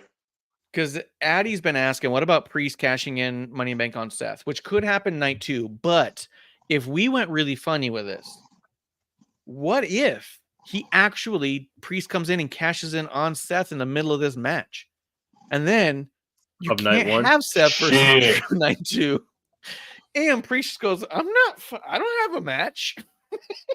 That'd be crazy. I would fucking love it. You have Drew in the back with CM Punk arguing with Adam Pearce because Punk's like, I'm supposed to commentate the match, and Drew's like, shut the fuck up. I'm supposed to actually win this title. And then you have Damian Priest being like, you guys can figure it out another night. I actually got a flight back. I'm not supposed to be here. My match is over. I gotta go. have Seth and Drew against each other, and they're both pissed off. They're not even hiding it. They're just like, fuck this. Yeah, They that's don't how even night come out one to the ends. music. It's a draw because Damian Priest cashes in instead. Yeah. So fucking good, dude. I'm cool with that. I like that idea. But if Seth does, I'm sorry, if Priest does cash in on that match, it's the best use of the Drew CM Punk story. Yes. Because they can still go back and forth. And look, I cannot stand Punk. I think he's trashola. His promo in Chicago was the best promo he's done in WWE since he's been back. So? I Dude, thought so. I thought it was cringy. I thought it was awful. He was begging them to chant for him, and they wouldn't. So he was I outshined by everyone. I thought, well, so here's the thing. I thought he helped lay up. I thought he helped them get to where they needed to go. That's what I saw. I didn't see him falling.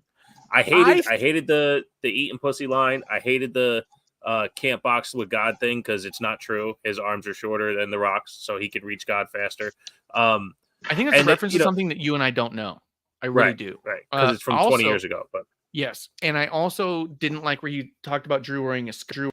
He says a lot of misogynistic shit, and people call him on it.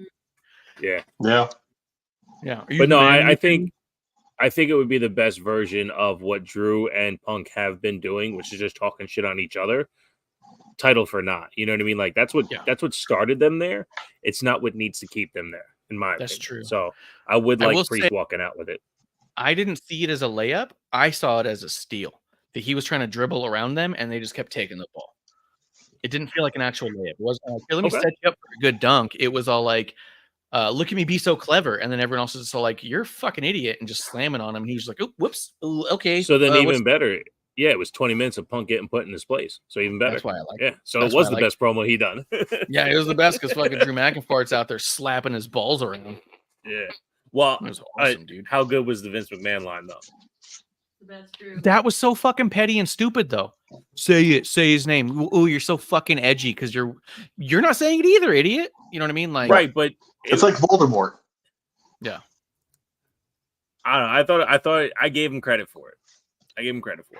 Who's the paragon of good virtue that called you the chosen one? It's hysterical. But yes, he did go too far with the say it, you won't say it. But it made Drew pop, and that's always good to see. It made Drew pop, but I mean, to me, it felt like he was trying to call out Drew on something that he also isn't willing to do. Like he was trying to like be edgy and stuff. Oh, you won't say it? You won't say it? Will you? Like if you're also afraid to say it, then no matter how you lay up that you won't, you're also not doing it. You know what I mean? Like to me, it was just another thing where it's just like, hey, let me make a reference that sounds fucking edgy. But I mean, it was fine. I didn't think it was this great thing. It was actually like weird where at a certain point, me and producer lady were both kind of watching it, just being like, this is bad. He's bad. Like, he's not good at this. He doesn't get it. Oh, shit. All right. Like, but if you liked it and I'm in on it, I liked everyone around him. I even said this was the best Seth and Drew have ever been around Punk. Yeah. And then Punk just kept saying shit that I kept being like, you're an idiot, dude. You're just fucking stupid. You're not good. I think the reason nobody calls CM Punk on his bullshit is like, he has this, like, obviously underground, like, or it's not underground, but like love, but he'll come out in some shirt of the moment. Like when he was in AEW, he'd come out in some shirt of the moment that's some like political, like kind of like weak ass political stance. Like he's not doing shit. Yeah. And then say some shit and everyone's like, but he's wearing a pro Rose shirt. Yeah, but he's still saying some dumb bullshit he really shouldn't say. Yeah. Yeah, he's still saying you're not the man in your family. Like that's a fucking. He's still talking about how big are your balls. He's still talking about how you dress like a woman. You know what I mean? Like he's saying shit. Yeah, we actually just had that conversation too because when he said the skirt line, and Drew was like, "Oh, you get canceled for saying stuff like that nowadays." And then the miss was like, "Well, isn't Punk like kind of uncancelable? He's like one of those guys." I said, "Well," and then I brought up the fact that he would be the one pointing out signs that say support trans rights and wear, pro-abortion t-shirts or pro-choice t-shirts, wrong way to phrase that. But to your point, he would take these political stances to say that, oh, well, I lean left and I hang out with these people to, support the disenfranchised. But again, he would lack the couth to say, hey, you're not even the man in your relationship. And, like we know for a fact. I mean, I don't know for a fact, but I would assume for a fact that Seth is like, fucking hey, my wife's the man in a relationship. Look how great she's doing. Yeah. There's nothing wrong with that. Like, yeah. But I hear also, you. I think it's Punk's true colors coming out. He virtue signals with his t-shirts and pointing at the signs because he knows that's what he needs to propagate. He knows how to pander. But then when he's trying to talk shit on someone and he thinks he's got a real fucking clever thing, he goes the most sexist way he can. Yeah, it's the classic, like, it's not doing the work, just tagging along with it. Yeah. And it's that whole thing. We always laugh about it, and I say it all the time as a joke. Well, you think I ain't man enough? Like, the idea of being man enough is a thing. Right. Or like you said, wearing the pants in the family is a thing. And you're like, we're so far beyond that as like a reality that it's just a sexist thing to say. It's still demeaning to women. To say that your wife is the man in your family is demeaning to the woman, not the man. It's still saying that there is a hierarchy where men are superior. That's still where you're coming from. She's the man because she's superior and men are superior. No. My dad was a huge feminist, and what he would do is do everything my mom asked super shitty so that she had the ability to do it because it would be done right. Yeah. That makes sense. You got Sorry, I thought that was... No, it was great. I loved it. My wife wears the pants in the family because I like gym shorts. Yep. Like shorts. So, and she likes wearing jeans. So guess what? I'm single and I don't wear the pants in my family. Yeah, see? But I've never seen you in pants. That's why I like you. You've seen me in skinny jeans. There's wedding photos to prove it. That's true. Kiro coming through. Wedding. Stud. We had a chant for Kiro. Was it just "Let's go, Kiro"? It's been so long. It has been so long. It's been so long. No, TV Poker had the chant. You didn't have anything for Kiro. And then Stackhouse has the woot. Do we have nothing for Kiro? Oh no. Kiro's here. Kiro's back, and I got no chant. Let's go, Kuro. You can't. That was TP Poker's thing. You can't just do that. All right. It's episode 1. We can do what we want. I can leave again for another year. He's like, it's all the material I have. Good. Shuttleworth says, well, when men call other men ladies because of how they act, they are acting that is sexist, but some men don't seem to care. Yeah. Like calling Some a guy people don't get past like that. stop being a little bitch, stuff like that, where I do think. But little bitch to me isn't sexist because I don't think a little bitch is actually being about women. But saying that you're the man or the woman, to me is a little more specific. Well, that's the thing. Like it's like how I don't like the term white trash. Yeah. I think white trash is wickedly racist because it assumes that all minorities are given trash. Right. That you have to stipulate that white trash is actually trash. You're white trash, meaning that all other ones, you just say trash, and we know you're not talking about white people. Gotcha. But now that you say white trash, well, Yeah. now I know you're talking about a white person, which is crazy. That's to me, it's horribly racist. But people, they said it on TV. Who said it? Someone said it on Raw the other day. Yeah. It's probably Punk, that piece of shit. Little fucker. I think they should just call them honkies because honkies is cool. Honkies is great. I love honkies. Yeah, I love honkies. Cracker, Ofe. I'm into them. I've never heard Ofe. I'm using that from now on. Ofe is a good one. Research it, kids. I'm not going to say what it is on air. Why not? I'll text you about it. No, look. We come from a privileged position anyway, right? Like, so understanding plight, sympathizing with plight, and having the ability to recognize, but then also acting is different as well, right? Like, my wife and I will joke around about all this stuff, and in the crudest ways. But if we slip up outside and it's not our true intention, then we realize like the way we're talking at home when no one's around, like, I just taught that to my kid yesterday. Who you are when no one's looking. That's who you are. You know what I mean? Yep. So like you can't. That is the definition of character, right? Like definition of character is who you are when no one's looking. So, when you have millions of people on you and you say, why are you wearing a skirt? Why are you coming out here in a skirt? Well, how about you show respect for his culture and call it a kilt and wonder why, he's actually wearing tights under there. Yeah. It's also such low hanging fruit. I think that's like it's just like I heard beyond noise it being My bad. yeah nice. Like beyond in addition to just being like you're not getting called on the dumb ignorant bullshit you're saying. It's also just like lazy, you know, like come on, you're supposed to be this wordsmith, this guy who delivered the most amazing promo of promos, and you're just going for this low hanging, easy, bigoted fruit. Yep. I fucking loved it how Drew said, "You're straight edge and you're in rehab more than anybody I know." I was like, fuck. That was good. Damn. It was good, but he flubbed the fuck out of the beginning. Yeah, he did. You can hear him like stutter it out. It's like, oh, okay, that was the one line he was supposed to say. It was a good one though. Yeah. Now I did figure out where the punctuation was supposed to be in this, so I'm going to reread this again. He goes, "Well, when men call the other women ladies because of how they're acting, that is sexist. But some men don't seem to care." All right, I figured out how to. Yeah. I read it a bunch of times, so I was like, I know this guy knows what he was saying. I'm not reading it right because I don't read well. That is a thing on me, and I think people should be open about that. And I think it's funny. I listen to some podcasts where people read stuff and they clearly have a reading disability, pretend they don't, and they always blame the person who wrote in. I was like, but you've never read something successfully, which makes me think it's not everyone else who writes in.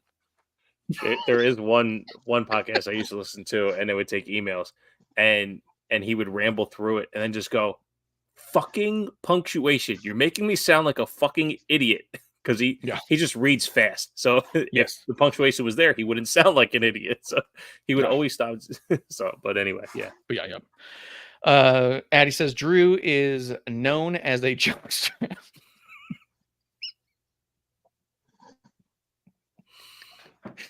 I'm into it. I like this already. Drew is known as a jockstrap. Ben from Scotland. He's 170 miles northwest from me. I've been to Ayr a couple of times by car. Air. By car, it's well over 4.5 hour drive. They do so you're miles saying, in the UK? Good or bad? For one, miles is interesting. But yeah, so a couple things. Being a dick. Things are different in Europe. Sometimes jock straps are good. They're protective. They hold together a lot of stuff. They have their own fragrance. But they're open in the back. But they're wide open in the back. They're open for business. It's like it's the mullet of underwear. Business in the front, great party in the back. Until your pants rip in the middle of a busy store like me. Yes. But he's also insinuating here that having been to Scotland one time, he knows Drew's reputation. Well, he just said I've been to Scotland. He's a couple of times, he said. Yeah, he's been to Ayr a couple times. He's been there a couple times. And so he knows how Scotland views Drew McIntyre in whole. Yes, by viewing his jockstrap. We call Scottish, we call them jockles here in England. Oh, so just the fact he's from Scotland makes him a jockstrap. I like that. That works. That's probably culturally inappropriate, but I'm into it. Where is that info 2 years ago? Yeah, I could have used that for a long time. Drew McIntyre actually has something over the last couple of weeks to be a fan of. Over the last 2-3 years, you could have been calling him a jockstrap this whole time. Calling a jockstrap the whole time, dude. Why weren't they making that merch? People buy it. Great merch. Yeah. Dude, I got a jockstrap that had Drew on the front of it. Dude, what if the jockstrap had the sword? Sword, exactly. Yeah, that's all of mine have upside down pineapples on them. I would love to have a Drew one. See? Just leaving money on the table, these idiots. Jesus. We thought, and we criticize AEW for business. Yeah, but they have all the merch. They always merch. Yeah, but they don't because they don't print shit like 4 shows. This is true. They don't sell it at the show. You got to go online. All right. Well, I think we've covered a bunch of stuff. The Night 2 stuff we haven't talked about was the Final Testament versus Street Profits. Wait, no. Yeah. They call it something else now. Oh, yeah. They were called the Pride. The Pride. Yeah. So the Pride versus Final Testament. I know you said it was shoehorned and Phil's forced. I'll be honest. I was kind of okay with how this came together. I don't like Street Profits at all, and they keep getting worse. And every time I think they're starting to pull back, then they go way in. I'm sort of. I don't think I'd say excited, but I'm interested in the match because I think that Karrion Kross and Akam and Razor are very good. I think Bobby Lashley's incredible, and my hunch is that Montez and Angela will ruin this entire match. They will try to make it all about them in every way. Big meaty men slapping meat. Dude, we'll slap meat. Yeah, it's anything in that match that you guys want to say? Kind of just feels like a match that's happening. Yep. I think it's popcorn and a half, man. Like it does absolutely nothing for me. I'm not a fan of Cross at all. I think I don't know, it's just his whole delivery, demeanor, and all that stuff. And I thought what they did on SmackDown this past week was yeah. So it's total disconnect from what I think he's capable of doing, what we're getting for sure. What about LA Knight versus AJ Styles? I'm pretty excited about this for LA Knight's sake. The fact that both of them were in Impact forever and never wrestled, fucking crazy. And you can tell they're both having so much fucking fun with this. And I'm excited for that because they're going in, they're having a ball with this, and it's going to be a great match. But they're not having fun with it in a stupid way. There's a lot of times we watch people out there having so much fun with it that you can tell that they're not taking it seriously. And you go, okay, great. So I'm watching these two dudes pretend to be mad, but actually giggling at each other. Like sometimes you see that. And I've seen a lot of it where it's like, well, at least they're having fun. But I feel like that this is like the true way where they can really be enjoying it. You can see them feeding off each other in a way that you know they're reveling in it, but they're not just out there fucking off. You know what I mean? It's not like a Young Bucks match or a Adam Cole match or a because they don't care about the match. They don't care about the match. They don't care about the match. They care about building something to be worthy of WrestleMania. Like, and I don't necessarily want to say worthy of WrestleMania because I don't think they really put the weight on the accolades as much as they do their performance. Yes. I mean, there's also a chance that LA Knight goes, fuck, this is my shot to maintain that heat I've had for the entire summer. Because he's been up and down, ever since, his program with Bray ended, but he's been hot, but not always on our TV. And if this is going to get him to the top of the card again, then fuck yeah, he's going to put everything into it. And him and AJ know how to. So let's go. Yeah. We'll worry about the match when we get there. That's how I feel they're doing it. Yeah. Plus, I feel like this match can be sick.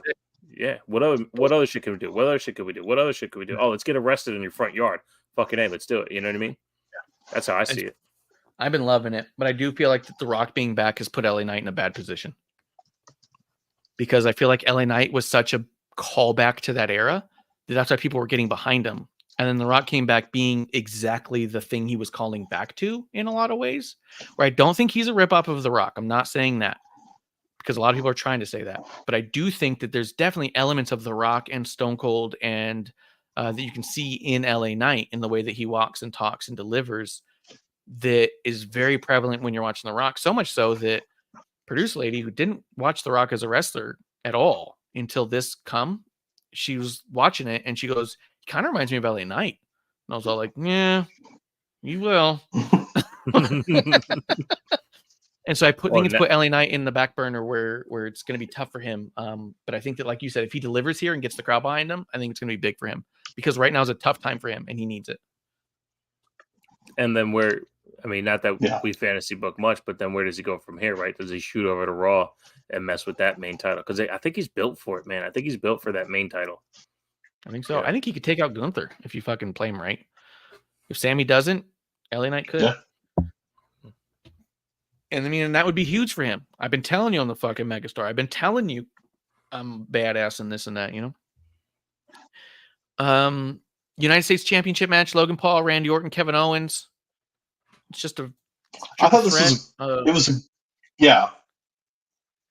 I thought this was a good way to shoehorn everyone in, and it makes sense. Yeah.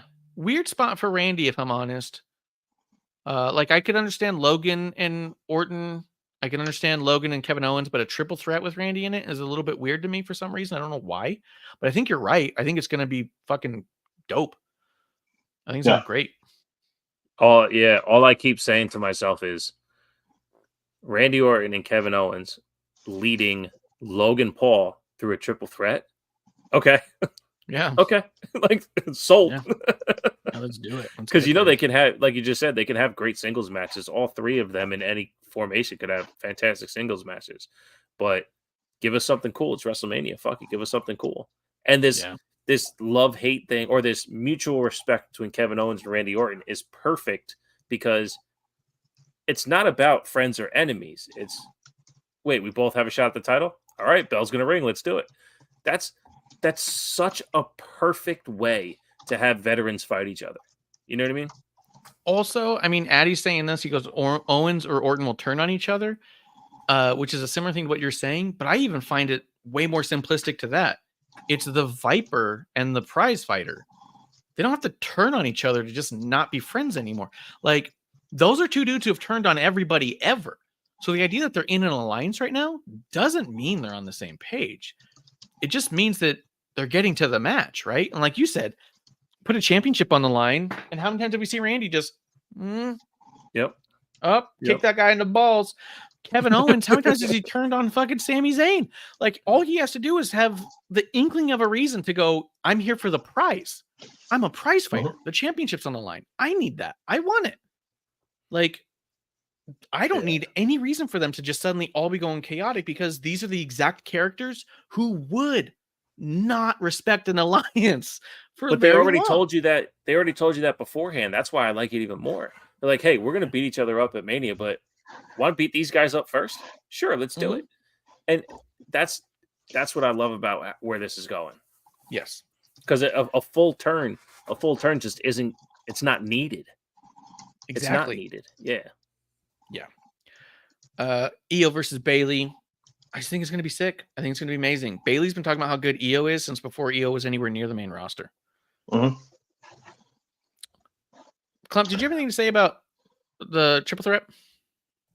No, I agree with you guys. I think it's a great way to pull the match together, because you have chemistry between everyone to an extent. I think Randy versus Logan, because Randy's just pissed and he's back, is great. But having KO in there, who's got so much chemistry with Paul and such a build there, I think him and Randy, the chemistry comes in. As you said, I'm a prize fighter. Fuck this. I'm going for this belt. Fuck you. Fuck everyone in between me and this belt. That this is the prize. And then Randy, it's just built in. Yeah. And did you have anything extra to say, LA Knight and AJ? I know you waited a little bit, but we also went on a thing there. So.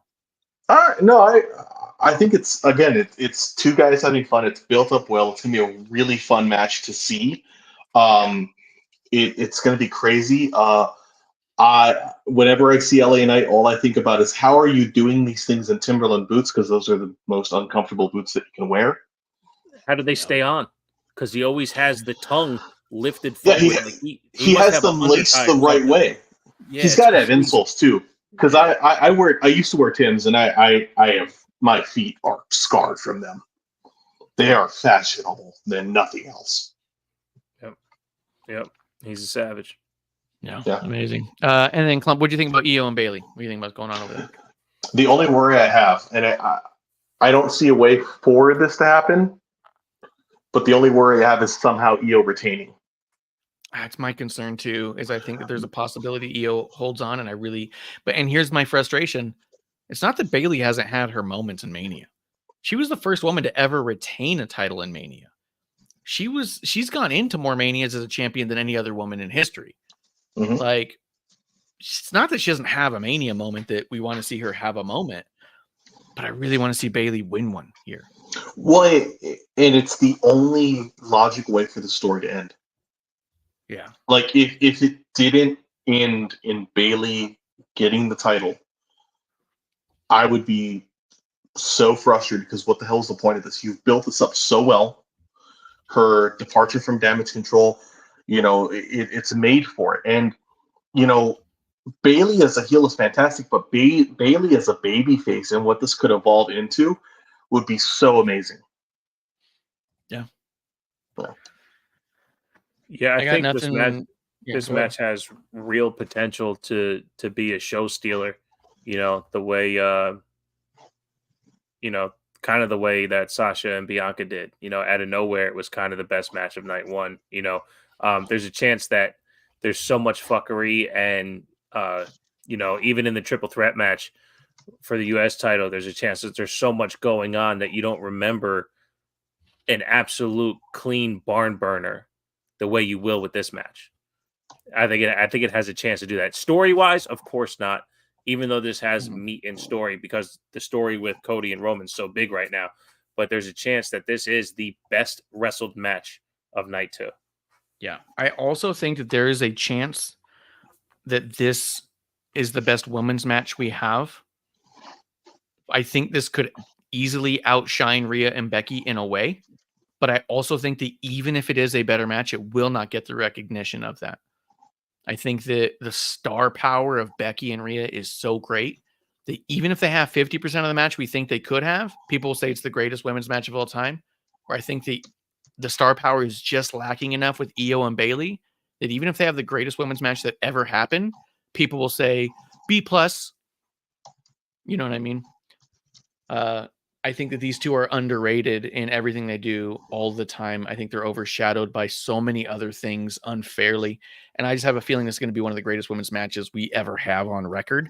And it will not be recognized just because of that, you know? Michelle C saying Bailey's the workhorse and carried the division during the pandemic. Addie thinks that Bailey's going to win because she turned face. That's what she turned face for. And I can see that. But I think I want to see Bayley win. She's won at Mania, but she's never won a title at Mania. And I know that's like a petty credit to have, but it's gotta mean something to somebody. You know what I mean? Yeah, no, I think again, she's retained several times, but it's all part of her story, and like she deserves that story like anyone else does. And her whole story was she brought this crew together to show how strong it is, and they all turned on her. This is her way to say, "Fuck you guys. I was helping you." What's up? Are you okay if Damage Control ends after Mania? Yeah, I don't think it has to, but yeah. Yeah, because I think that's the best way to go. Have Io lose, have the girls from night 1 kind of lose their shit.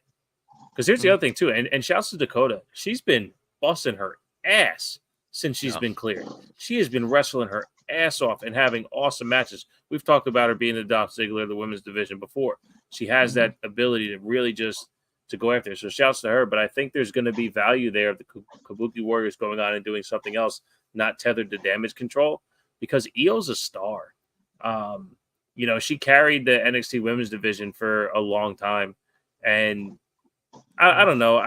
But I also don't see the value of Damage Control without titles. I think that's kind of my point of what I'm saying here is that if Io loses, what's the value of Damage Control without titles? And I would love to see them just put a bow on Bayley overcoming losing control of Damage Control. I think you could also go away where Bayley is no longer associated with Damage Control and goes her own way and doesn't even associate with them. Maybe not even on the same show as them. I was saying, send her to Raw then. Yep. And then you still maintain Damage Control as a force, as a crew, as a faction, and they do their own things, but they're a unit. You know what I mean? I could see that.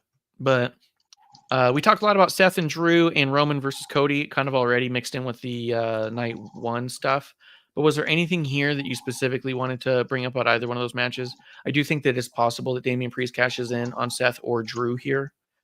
I just don't know. I just don't see how Seth can walk out with a championship and it be a good thing. And I don't see how Seth could be involved in the main event and it be a good thing. I think whatever happens here, Seth just needs to go away, not be the champion, and come back in a couple months. That's kind of my problem with the whole night 2 main event as well. The people behind Cody now are Seth and Jay, and their matches are going to be long gone and well over before, and Seth is going to go through 2 matches before he has a chance to even help out Cody at the end of the night. So even if he shows up, he's not viable in helping, even if he beats Drew, he's not viable in helping. He got his ass beat around for 2 nights in a row, less than 24 hours apart, because he's the last match and then probably somewhere in the beginning of night 1, So I just don't see how that plays out well for Seth at all. He really, as much as a spot he's getting character-wise, he's really getting fucked over this weekend. Yes. And that's even what I was saying before about the real Avengers with Cena and Stone Cold and maybe Hogan, it would also highlight, because I feel like everything keeps happening. And I messaged you about this off air. Everything that happens around Seth makes Seth feel like less of a star. He feels out of place. And I feel if you bring in Cena and you bring in Stone Cold to help out Cody, you go, oh shit, the real stars are here. Yeah. And it undermines Seth again. You know what I mean? And so I do feel like Seth's in a pretty shitty spot in all that regard, where it feels like on the face of it, you're like, wow, he's main eventing. Wow, he's got a championship match. He's got 2. Oh, it's so good for him. And all I keep thinking is like everything I see with him in this way makes me think less of him in a way. Not as a person or a performer. I think he's incredible. But from a character standpoint, you go, oh, he's not up to the standards of everyone else as far as their raw star power. You know? It's just kind of crazy. It's weird. I don't know. Clump, what do you think? No, I agree with you. I think Seth got a pretty raw deal out of this weekend. I think in some ways he's put in the role because it's like, yeah, dude, you can carry it. You can. He's proven time and again he can bounce back from a lot, but how much is too much to put on the dude? Yeah, you know, and so many of these angles and like mysteries are built around him because Damian Priest isn't going to cash in on Roman. Yeah. He might. I mean, if he did and affected that match, I think it takes away from the event. And I truly think there's like going to be so much in the way of making that this perfect match. But he could cash in on Seth. He could cash in during that tag match. He could fuck that up and make so much more story out of it. But is it a good story? Yeah. And you know, what does this mean for Seth long term? I mean, I think this is a really good point to kill this version of Seth and give him a couple of months and come back. Like, come back at SummerSlam. Give him 6 months off. Hey, man, just take time. And then when you come back, let's just do a whole new Seth. Yeah. Like, this could be a good time for that. Although I don't think he's the type of dude who wants even a week off, you know? Yeah. We're going to bring you back in tactical gear again. Maybe. They brought up the Shield. Here's again problem with the storytelling, because we can say whatever we want, but what's in front of us, right? Like, they're bringing up the Shield a lot, but they're not putting Seth and Roman face to face. They're not actually tying it together with the characters in the ring. So to Addie's point, Seth's going to end up going back to the hotel room and telling Becky, I ain't got shit. Yeah. There's nothing left of me, and you can't save me like you were trying to when you were Becky Two Belts. You know, like, there's a chance that we're just witnessing and no offense to Macho Man, but the Macho Man version of Seth Rollins, where he is just the number 2 for the last 10 years and now the next 10 years. Like, he's just going to be the number 2 the entire time. And that's okay. But that's what we do with all number 2s. We compare them to the number 1 and then we go, well, they're obviously not number 1. Yeah. You know? And I think that's where we are. He's peaked. It's a great peak to have, but he's peaked. It feels like it. I mean, I feel like there's not much else you could do for him. What else could you do to solidify it? And I think that he's even said that he's like, he said something that he's reserved himself to, he'll never be the Cena or the Hogan. He'll always be like the Brett or the Macho and stuff like that. And you go, yeah, but it also comes off a little weird. You know what I mean? Like, there's certain parts of his promos where he says like, oh, I'm the real champion. I'm the only one that matters. I'm the only one that's here. And he's kind of like, it's just not true though. That's not at all there. So, yeah, I mean, that's Mania. I'm stoked for it overall. Unfortunately, I'm going to be driving to Texas on night 1, so I don't know how much I'm even going to be able to see about it, because I'll be in Texas on night 2. I'm not sure how much I'm going to be able to see, so I might end up watching it days after everybody else. And then once I've seen it, then we'll come back and we'll talk about it. And I'll probably have seen the Bray documentary by then as well. But I just want to come out here and talk with you guys about what's coming on, because it's been fucking cool. All the stuff with The Rock has been so cool to just see. Imagine that. Imagine that. Not only has it been cool, but like, it's working. You know? Yeah. We talked about it when The Rock first showed up, how he felt like kind of choppy, things aren't really adding up. Man, I rewatched Raw this morning, and his promo, he's on it. The way he ate up those what chants, that's a masterclass in getting your story across and not getting caught up with the crowd. Yeah. Masterclass of Rock's promo on Monday. He went from, not really sure what he's saying, trying to find himself on the microphone, to absolutely nailing his story when he got out in the ring. He's back. Yeah. It's great. It's great. Clump, you've been having fun this build to Mania? I think, yeah, it's there's some pauses to it, and there's some worries with it, but I am again excited. Which somehow every year I feel that way. Somehow you don't feel it, but you do somehow. And truthfully, the past few years I've been more and more excited for Mania than I have in the past. Like I can remember the Mania in New Orleans, and I was like, I don't really care about this. Yep. It was kind of hard to get into it, and now I feel it. And what's cool is I feel it, and not for like the excitement of like who might show up, because you look for rumors and like what if this person shows up or that person shows up, but I feel excited just from the roster we have, which is a unique feeling. Yeah, absolutely. Yeah, a lot of times Rumbles and Manias are who's going to show up and who can we get and who might they bring back.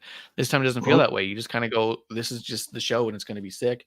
And I agree. I still maintain that the New Orleans WrestleMania, I think, was the worst WrestleMania I've ever seen. Me and Kevlar almost bought tickets. We were like looking at them, going to get them. And then like something happened. We both said, you know what? We better not go. We'll catch another one another time. And I ended up watching it with him at his house. And the entire Mania, every match, we looked at each other and said, thank God we didn't go, dude. This would have been awful. This would have sucked. Like we were at the end of the whole thing, we looked at each other and said, I'm so glad I didn't waste money going to this show. The like, best match was the mixed tag with Ronda and Angle versus Stephanie and Triple H. Yep. It was the most fun, and they missed on everything. They missed on Asuka and Charlotte. They missed on AJ and Shinsuke. And the way that they swapped the finish at the end of Mania was a joke. The entire story and build of that match was to have Roman win, and then he just make Brock win on the fly because the crowd. Yeah, it was a mess. It was a mess. I almost went to that one too. We were getting super into it, and then when I heard Ronda was coming, and then the Meltzer rumors was that it's gonna be Ronda Charlotte main eventing. I was like, fuck that, I ain't going. Not a chance. If there's a chance Ronda and Charlotte are gonna main event, I'm not going. And that was the biggest reason why I didn't go. But then, yeah, you're right, man. That Mania was trash. But this year, it's shaping up pretty cool. And to be fair, who's missing off the card? Who would you want to see that's not booked? Exactly. And I don't think I'll be honest. The only thing that I would change is I would take CM Punk off the commentary, but I'll just mute it. He's never said anything or done anything made me go like, yeah, more of him. Yeah. But yeah, I don't know. Anything else, Clamp? Any final thoughts on Mania before you get into it? Is any chance you're going to go over to Kevlar's for a little party? Slim possibility. What if I can get you a ride? I won't be here, but what if I can get you a ride? I'm good, man. But I'm just pumped for the event. Yeah. All right. What about Lunar? He lives really close to you, and he's going to probably do a watch over at his place. Possibly. We'll see what's going on. We shall see. I don't have either of their numbers. Perfect. You don't need it. That's fair. It's better if they don't know you're coming. If you just talk to me, I give you the addresses, tell you the time and place. They hear the door knock and boom, Clump's right there. You kidding me, dude? They'd be so dressed like King Kong Bundy, shave the beard, dude. Shave the eyebrows. Fucking love it. You don't know how much people like seeing you. Keep the beard and tattoo your head. That's the safer way to go. Ooh. Go Bam Bam Bigelow. Yeah. Why would you shave? Just get a head tattoo. Come on, man. Yeah, but Bam Bam Bigelow's got some fear to him. King Kong Bundy, I feel more kin to. He was on Married with Children. That's true. That's true. Bishop, any final thoughts coming in Mania? No, I'll be excited. I'm doing a watch along for WrestleMania Night 1 in the stadium with 70,000 people. It's going to be really cool. You guys should come join. We'll be live streaming on Peacock. WWE graphics, though, and commentary. But, please join the live stream. Yeah, Night 1. Night 2, I'll be sitting at house doing some homemade pizza and just doing our thing. Other than that, you can check me out at TW Takes Podcast on Twitter /X, whatever you want to call it, and youtube.com/@TW Takes Podcast, or however you get there. I don't fucking know how you get there. But I've been playing Fortnite with the Pawn and having some fun doing that. We live stream that. So just set the alerts, and when we pop on and play, we play. Got a victory today. We didn't live stream the victory, but it did happen. Nice. Oh, yeah. You can find us at WOTR, the show, at Wrestling on the Rocks, all over the place. If you look up those things, you'll find us at things. But guys, thank you for everyone coming through, being our drinking buddies for the night here at the dive bar of the IWC. I think there's going to be a Thursday night chaser tomorrow night with Miss Amanda Jane and Digi as they break down a lot of what's going on over at AEW and on the indie scene. But outside of that, do the little, put the I and subscribe, the no notifications, whatever it takes to get you to bump our numbers.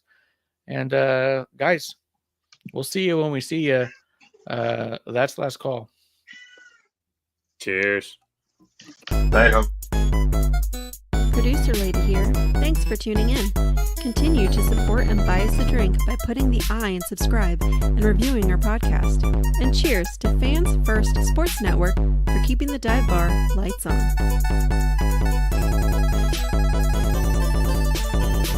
I would never have a drink with Wrestling on the Rocks.